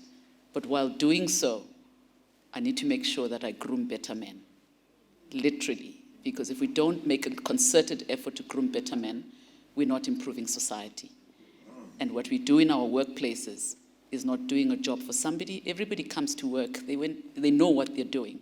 But for you as a leader, create that environment where you make sure that you've got better men and your women can be the best that they can be.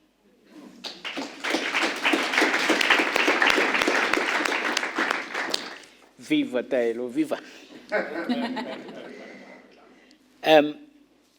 We are now going to open it up for questions on the floor and online. I've already received, you probably saw me looking at my phone. We have a comment from Caesar Mulebatsi, who says, God has a way to reorient one's life. So he says, I'm convinced that right here in our midst, we have the Esthers and Joshuas to take Africa to a new level. Thank you very much, Caesar. That is exactly how we feel in the room. And should we start with the questions here? Because we already have a few online, so I'll get to them. Do we have a mic, a roving mic?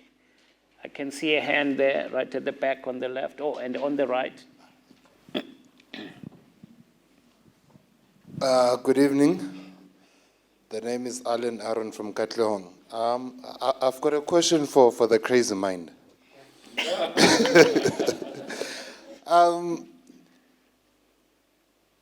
How do you balance approaching your contacts and putting across your idea with not seeming desperate or not being exacting at the same time? Because at some point, when you've got this idea that's busy creeping in your mind at the back of your mind, you just want to push for that thing to happen. And you find yourself over-exerting, or sometimes you find yourself being at a desperate point. How do you balance that? Thank you. We'll take 3 questions. So there's one just behind Palisa, just behind you. No, to your left, Palisa, to your left. Yeah, just there, yeah. Good evening, everyone. I'm Pat Mahlangu. My question is for Brother Zibusiso. So in 2020, I had an experience. I just started my agency, and I got a media buying gig. And I had to buy some airtime on SABC, and I didn't have the funds, to fund that gig. And I ended up sort of going through all the ranks up to the financial director to say, can I get credit so that I can be able to service my client? And the response was, I don't know you from a bar of soap, I can't give you credit on my platform, which was kind of painful. But then again, it dawns on me that it cannot be the status quo because we've got these big multinationals coming in with dollars and pounds, buying airtime like it's nothing to them. But what do you think can be done for the smaller guys that are starting out? Does the government have sort of an obligation, since, for example, if in this case, SABC being a public broadcaster, to bring up the young agency owners or media buyers? Thank you. There was a hand on this side, yeah. Good evening. My name is Gladys Mapomolo.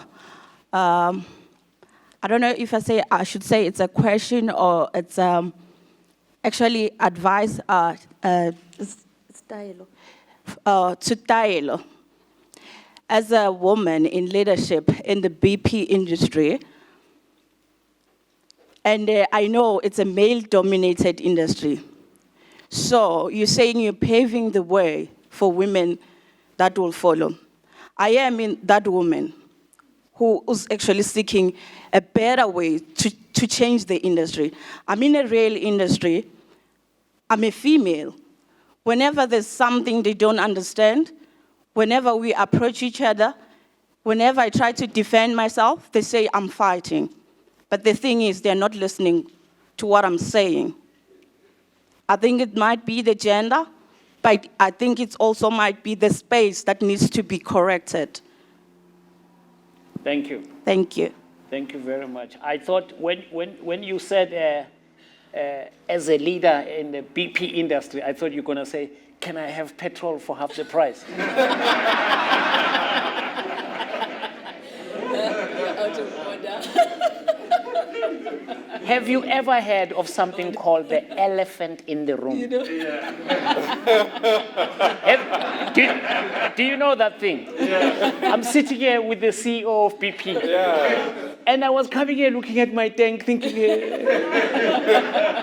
and we're talking about all these things. You know what's going on at the back of my mind? Petrol, Baba. Petrol. Muzange petrol. Muzange petrol.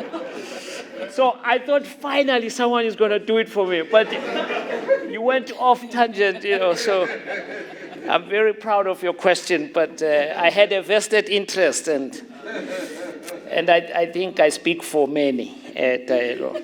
They won't say it on the record. I'll say it for them. We have a question, so please load this question, because they're all similar. And there's a question here which is so very much what you've already said. Wealth Malawi, a great woman leader, salute her philosophy and coexistence and basic survival skills in a marriage setup where patriarchy is the order of the day. Please help with her contacts. Email her. Contacts? How so openly? I thought you would. Okay, Wealth Malawi, I love your confidence. And then there's Diane Ritson, who says, Dailo, you are so spot on. Let's groom better men so women can be the best version of themselves. And there's Sia Tikana, if Zibusiso had to identify his 3 strengths, more particularly in business, what would they be? 3 strengths. Okay. You've mentioned so many already. Who else do we have? How do we bring the young men up to speed when surrounded by modern-day strong corporate women leaders from Wealth Malawi? Wealth Malawi is on fire. So I think let's tackle those, and then let's see how we move. Dailo, you can go first. Okay, thank you. So Gladys, your comment is quite relevant, and you'd have heard me talk about uplifting other women, but you cannot uplift women if the environment does not change. And it's a reality. And I just want to speak in the African context because I've been exposed to the African context. That patriarchy is still a reality. Whether you like it or not, look around you in all spaces. You are going to see that it still rules. And you want to make sure that you educate your male colleagues and peers to understand that they have the responsibility to change the environment so that you don't have to fight, Gladys, and be aggressive and not heard and so forth. And I must say, at some point in my career, I was probably like you, as in, I've gone through so many rough incidents, so I must fight for it. And then you step back and you say, actually, I don't have to. When you come across other men who enable women to be their best, because there are men who will do that.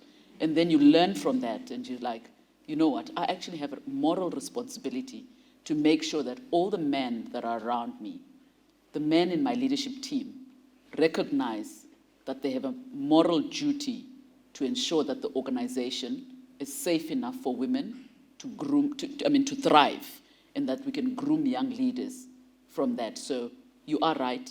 You've got to change the environment. Otherwise, we're going to spend a lot of time fighting, and it's quite draining, and that is not a constructive environment. Yeah, thank you. Zibusiso, you have quite a few here. I do.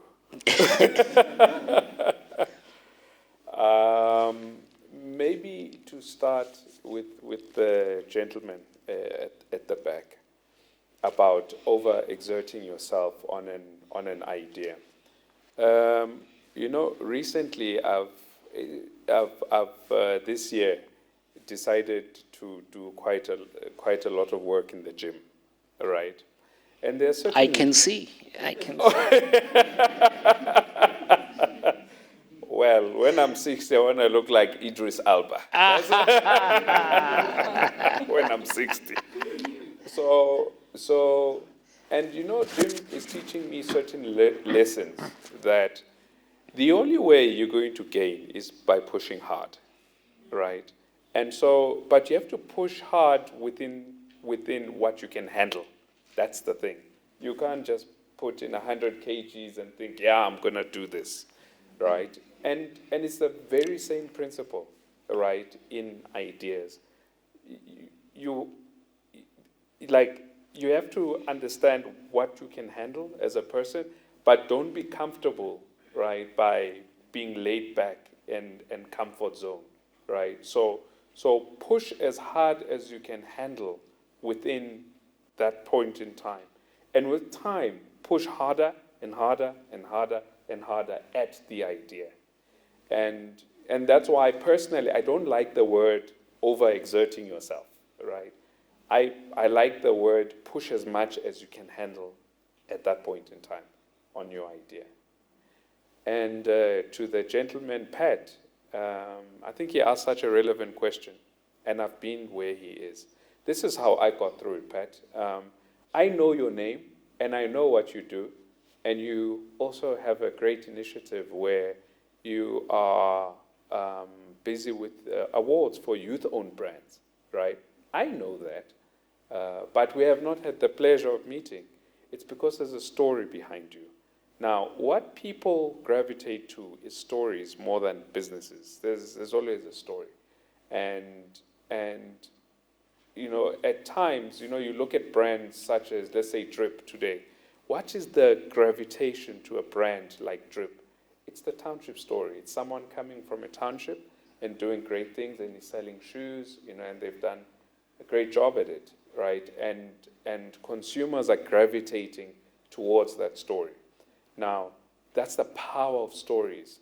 Now, you have to be very good, so if you want people to trust you with their money and to trust you with their businesses, you have to be very good at telling your story, right? Because, in banks, what tends to happen, they'll say, hey, do you know that this is so-and-so's daughter?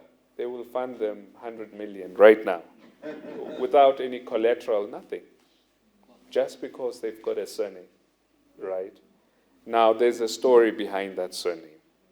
And so we have to be very good at telling our stories, right? Tell your story well, right? And when you tell your story well, someone is going to gravitate towards it and say, look, I want to be part of this thing, right? And I hope if I started an IPO, I'd have a few investors in here for my media business, if I've told the story well. And when you think about it, that's exactly what an IPO is. It's a story. So Pat, what I can say to you is what you are already doing now and the trajectory that you already have right now, my man, you are on the up and up and up, right? And you will see with time, as you tell your story, the right people will gravitate towards it. Thank you. And the three last three business strengths that you have here. I've lost that question. I can't find it. I'm surprised I remembered all of them, all of these questions. So the three strengths, what I believe is, I like listening.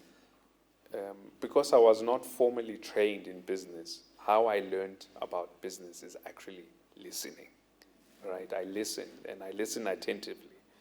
And through that, I've learned many lessons. So I think it's the one thing. Number two, people are my everything, right? Some people don't understand some of the decisions I make. I'm a very compassionate person, right? And I make decisions out of a deep sense of compassion for people, right? I speak in a certain way. I remember one guy, I blocked him on LinkedIn, right? Because in his DM to me or direct message to me, he was just using language that I don't appreciate, right? And not that he was saying anything bad, right? But it was how he was saying. And because from my perspective is that because I've got a deep sense of compassion, I address people in a certain way. Even when I'm very angry, right? You will sometimes not know that I'm very angry because I think, how would I want to be spoken to at that point in time? So I feel a lot for the next person. So I think that enables, a trust relationship with a lot of the people that I work with. And lastly, I cannot, I know they said business specific, right?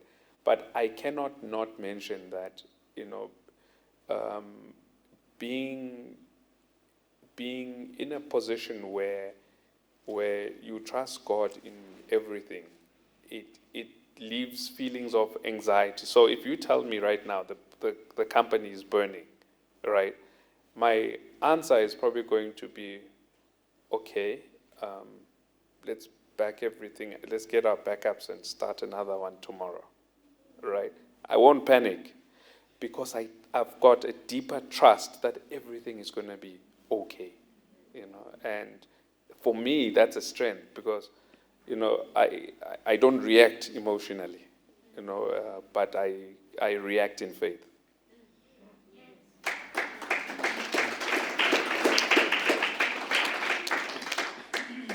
So we have a question from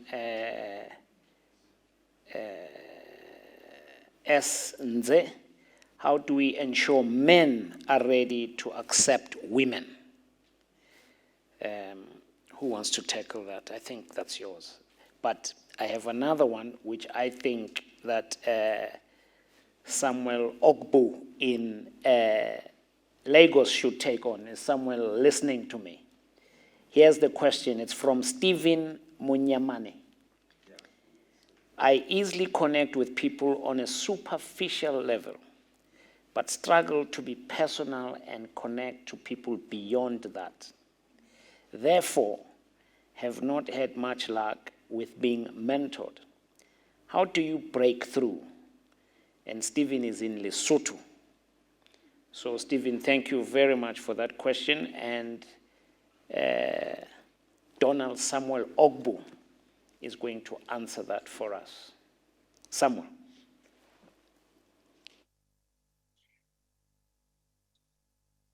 Yeah, thank you. Stephen, I can empathize. Someone I read recently of a psychologist said, if you have one friend in life, you are doing very well. one true friend. If you have two, you're very unusual. And we live at a time where superficial connection is actually more the norm, partly because of the volume of connections we have to make. So I don't think necessarily, first I'm saying you do not need to beat yourself up. The fact that you know that is an insight into yourself, and that's very, very powerful. How do you break through? I think, again, that first point of knowing, that enlightenment of knowing, is a start of the journey to breakthrough. Connecting with people at a deep level is something that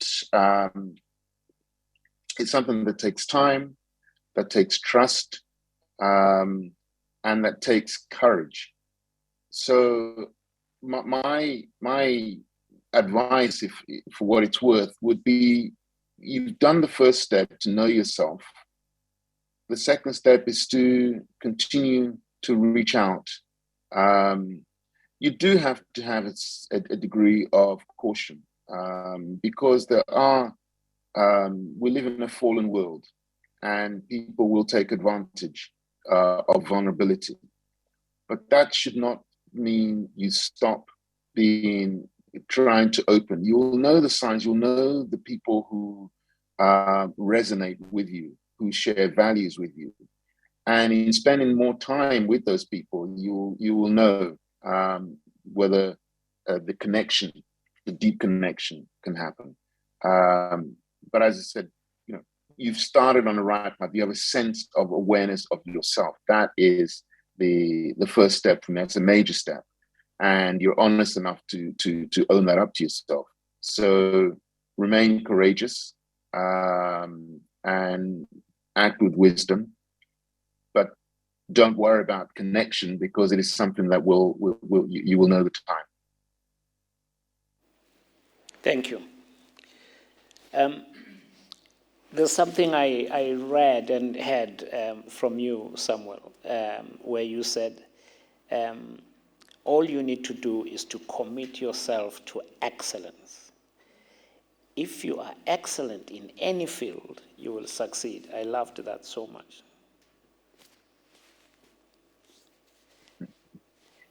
Do you want to add something more? Yeah. I think what I meant there is, it's more important to excel in something than to be average in everything. It's about character, and it's about understanding that we are created for excellence. We're not created for mediocrity. We accept mediocrity because we see so much of it, and we think we want to fit in. But we are not created for mediocrity. And we cannot be happy with mediocrity, which is why we move on to so many other things to try and find something we're good at. But it is important that whatever it is you do, whatever it is you commit to, you give it your very best. You know that you've left nothing back, you've left nothing behind. And if you take on a task, do it to the very best of your ability, as if you're doing it unto your Lord and Creator. In doing that, your gift will lift you up. Your commitment to excellence will create space for you, and you will find the reward you're looking for without having to chase reward for its own sake.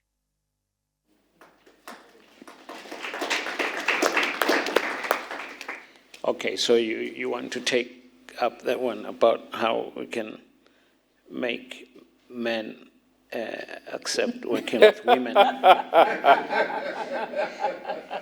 I think that one is not a long-winded answer. It's a simple one. Let's just get out of the dark ages. Oh. That's it. I mean, come on. What is it that a man can do that a woman can't? Yeah. It's as simple as that. Let's just get out of the dark ages. That's a good one. Well, that's beautiful. We are now going to close. We've had questions from the floor. We have questions from online. And I just want to give you a brief opportunity to just give us your closing remarks in a way. I'll start with you, Dailo, very briefly, and then we are done. Yeah, okay, very briefly. There are many young people who are looking for hope, who are looking for people to look up to. And I think in a world, as Samwell spoke about mediocrity, there's so much mediocrity that's going on. There is so much what I call fakeness, so people don't own their truths. And I think the best thing we can do for the young people, and by the way, I mean, Oba Morris and you, I'm probably young to you, so I'm youth. But for those, I'm in my mid-40s here, for those that are younger than, us who are getting into, leadership roles, they are also looking for people that they can look up to. And I think I really appreciate the work that is being done here. And, I'd like to see more and more leaders coming out to support young people. There's a lot of depression out there. Mental health issues are big. COVID has really, really been a challenge for many people. We've seen the employment statistics, not very good. And we just need to get a sense of community and get young people having a sense of purpose. And, I would like to make sure that I also contribute to that journey. And for the work that's being done here at ULP, really great work, and congratulations. Yeah, thank you.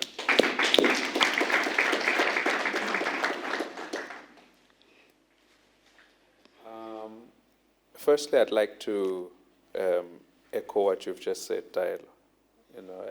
It is indeed really great work, and when you see when you see gatherings such as these, you can see that our country, South Africa, is in the right direction in gatherings like these. And I would like to commend you, Mkhwanazi, as well as yourself, Milton, for the sterling job that you do.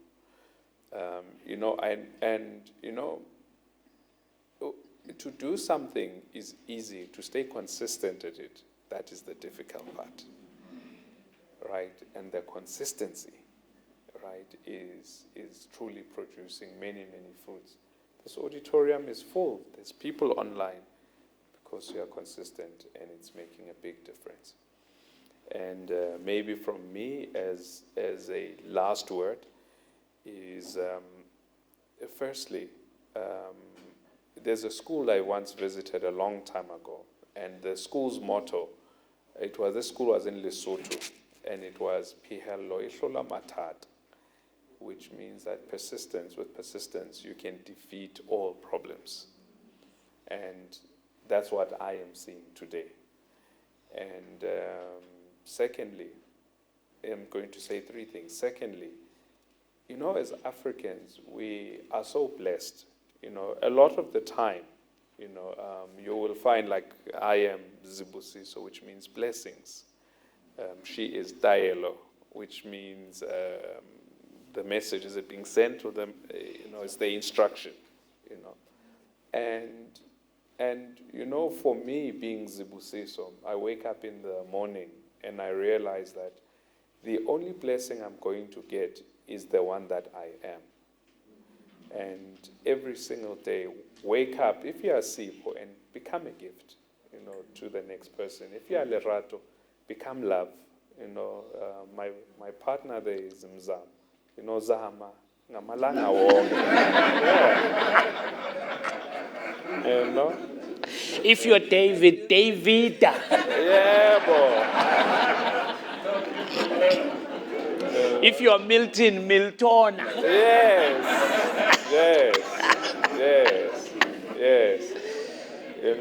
I think it's the first blessing we've all been given, a lot of us, and that is our names and what they actually mean. And lastly, from myself, is that there's a scripture that I live by every day. And that scripture is, I can do all things through Christ that gives me strength. And you are capable of anything, right? Maybe in your mortal body you might feel I'm not, right? But there is someone way above you that can make everything possible for you.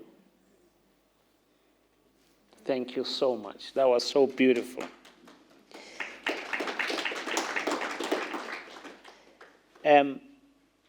Samwell, this is your moment to close. And I know you've got two beautiful girls, which you haven't mentioned, which I'm slightly disappointed about, terribly disappointed. We want a good future for them. We want you to love them on and off the record. There's something I like that you said, which is sort of resonates with what Zibusiso is saying, that you are blessed to be a blessing in the service for greater good. So I hand over to you to give us your closing thought. Thank you.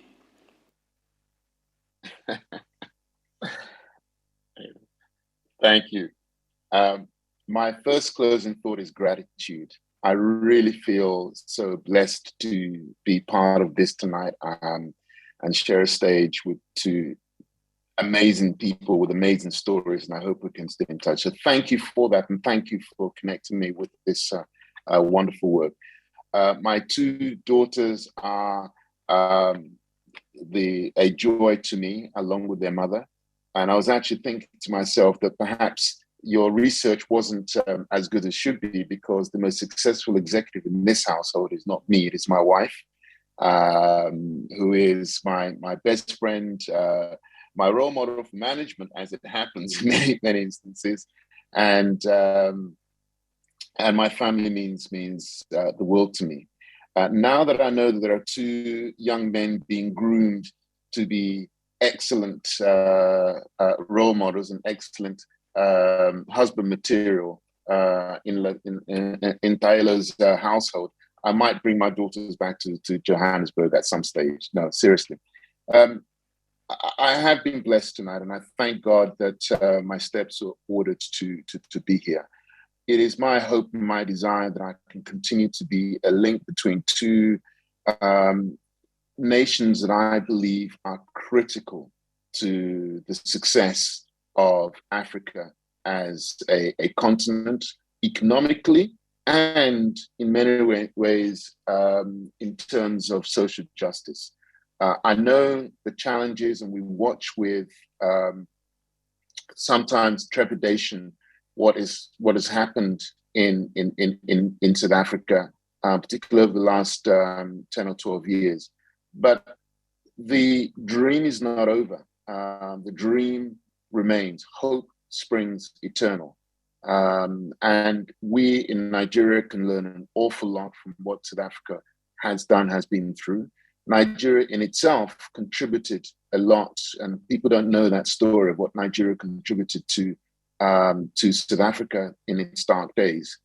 And I really hope that we can connect on a real level, get over ourselves, get over our faults, and understand that we are two nations under God, created to really be part of a story of liberation, as Zibusiso says, and of prosperity and inclusive growth.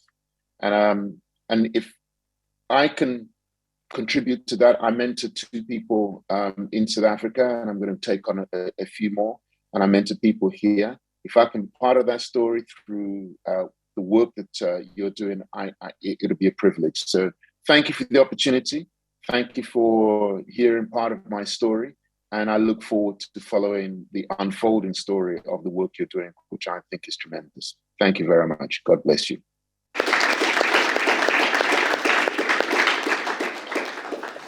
And now we call our chairman, Professor Maurice Radebe. Wow, let's clap hands.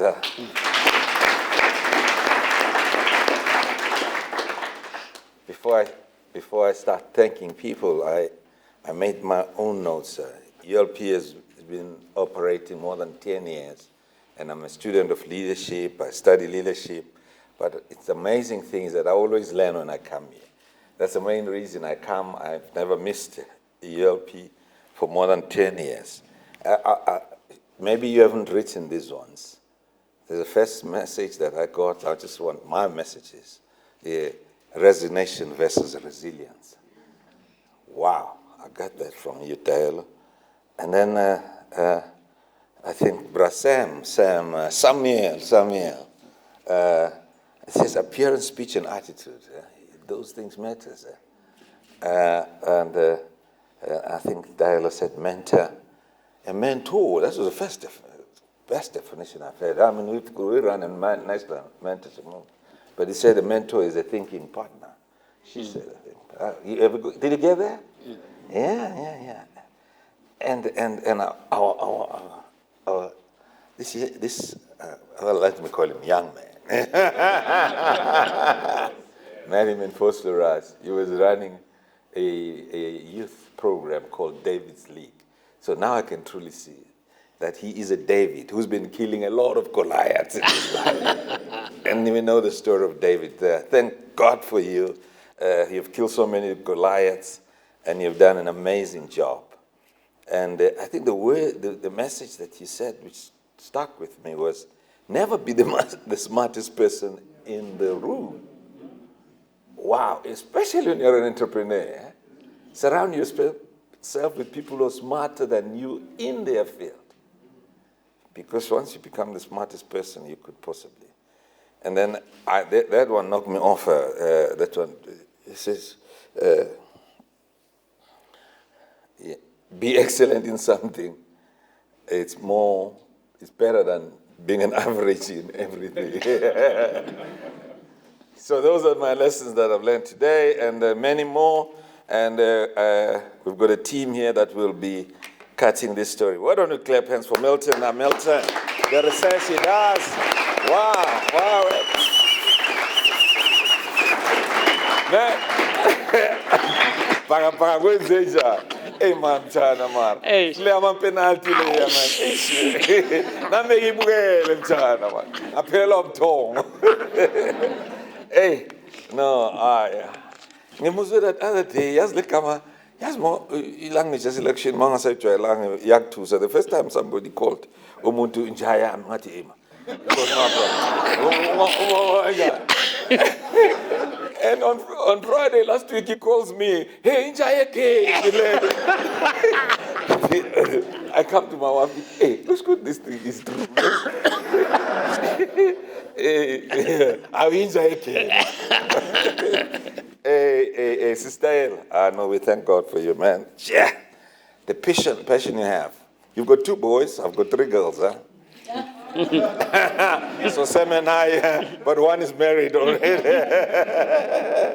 The other one is the one who's taking photos. You're talking family, work-life balance. I don't believe in that. It's integration. This whole place. My wife is a landlord. Thank you, honey. And my daughter is here taking pictures. And Simpiwe runs the ULP governance. We're all involved. That's integration. So when we sit down and talk, we're all integrated. So I agree with you. Thank you. Let's give her a round of applause. She's the CEO of BP, big company. Get close. I've been in the energy industry for 33 decades, and I'm very proud. You know, when we started as leaders in this industry, as young people, we never saw people. This industry, all the CEOs of it, were white male and expatriate, let alone if they were white male South Africa, but most of them were expatriate. So now we came in, we became leaders, we're all black males. Now I'm so glad that now it's all mainly females who are running this industry. Let's clap hands for that. And it's black females, African females, wonderful. Sam, Baba, thank you for Lagos. I'm coming to Lagos because I'm forming a partnership. I saw you also have some relationship with Wits Business School. So with Lagos University, I'm coming there. I want to form a partnership with her. I saw, there's Wits Business School, eh? MBA Business School, Wits, and I'm marketing my own. Well, I'm very happy. I'm giving back now at the business school, and it's wonderful. So let me also just thank, so again, thank you everyone. Thank you the team, the panelists, Zibusiso, Taelo, and Sam. Dailo and Sam, let's give them a round of applause for the wonderful wisdom that they've given us. And Melton. Let me also just thank the team that organized there. Theo, our CEO there, is standing at the back, and Topo, and the entire UL team. Let's give them a round of applause. I'd like to thank our partner, Dave. We've been partners in business and leadership, and now we're in partner in mentorship. He runs the national mentorship movement. So let's give him a round of applause. And it's at this moment where I always ask, at ULP, we need mentors. If you want to be a mentor, did you come alone today, Dave? Is there anybody else? Because see, Dave, if you want to participate, we run even a mentorship program that is virtual, using technology, linking the mentor and a mentee. Dailo, we're welcome to be part of that. Thank the Old Mutual team. Mzonk, Suma Bagbon. Old Mutual, Nazor. If you need any financial advice and any financial guidance, we also want to make sure that you don't blow your 1 million rand like Zibusiso. Advice with how you invest it. Thank the Old Mutual team, Tebuko, Juliet, Nandi, and all the team that we're working with. Otherwise, thank you very much. That's the end of our session, and I really thank you for coming. It's very cold, but all of you are here, and again, I can only say, remember, we still have the COVID around here, but stay safe, stay healthy, and God bless you.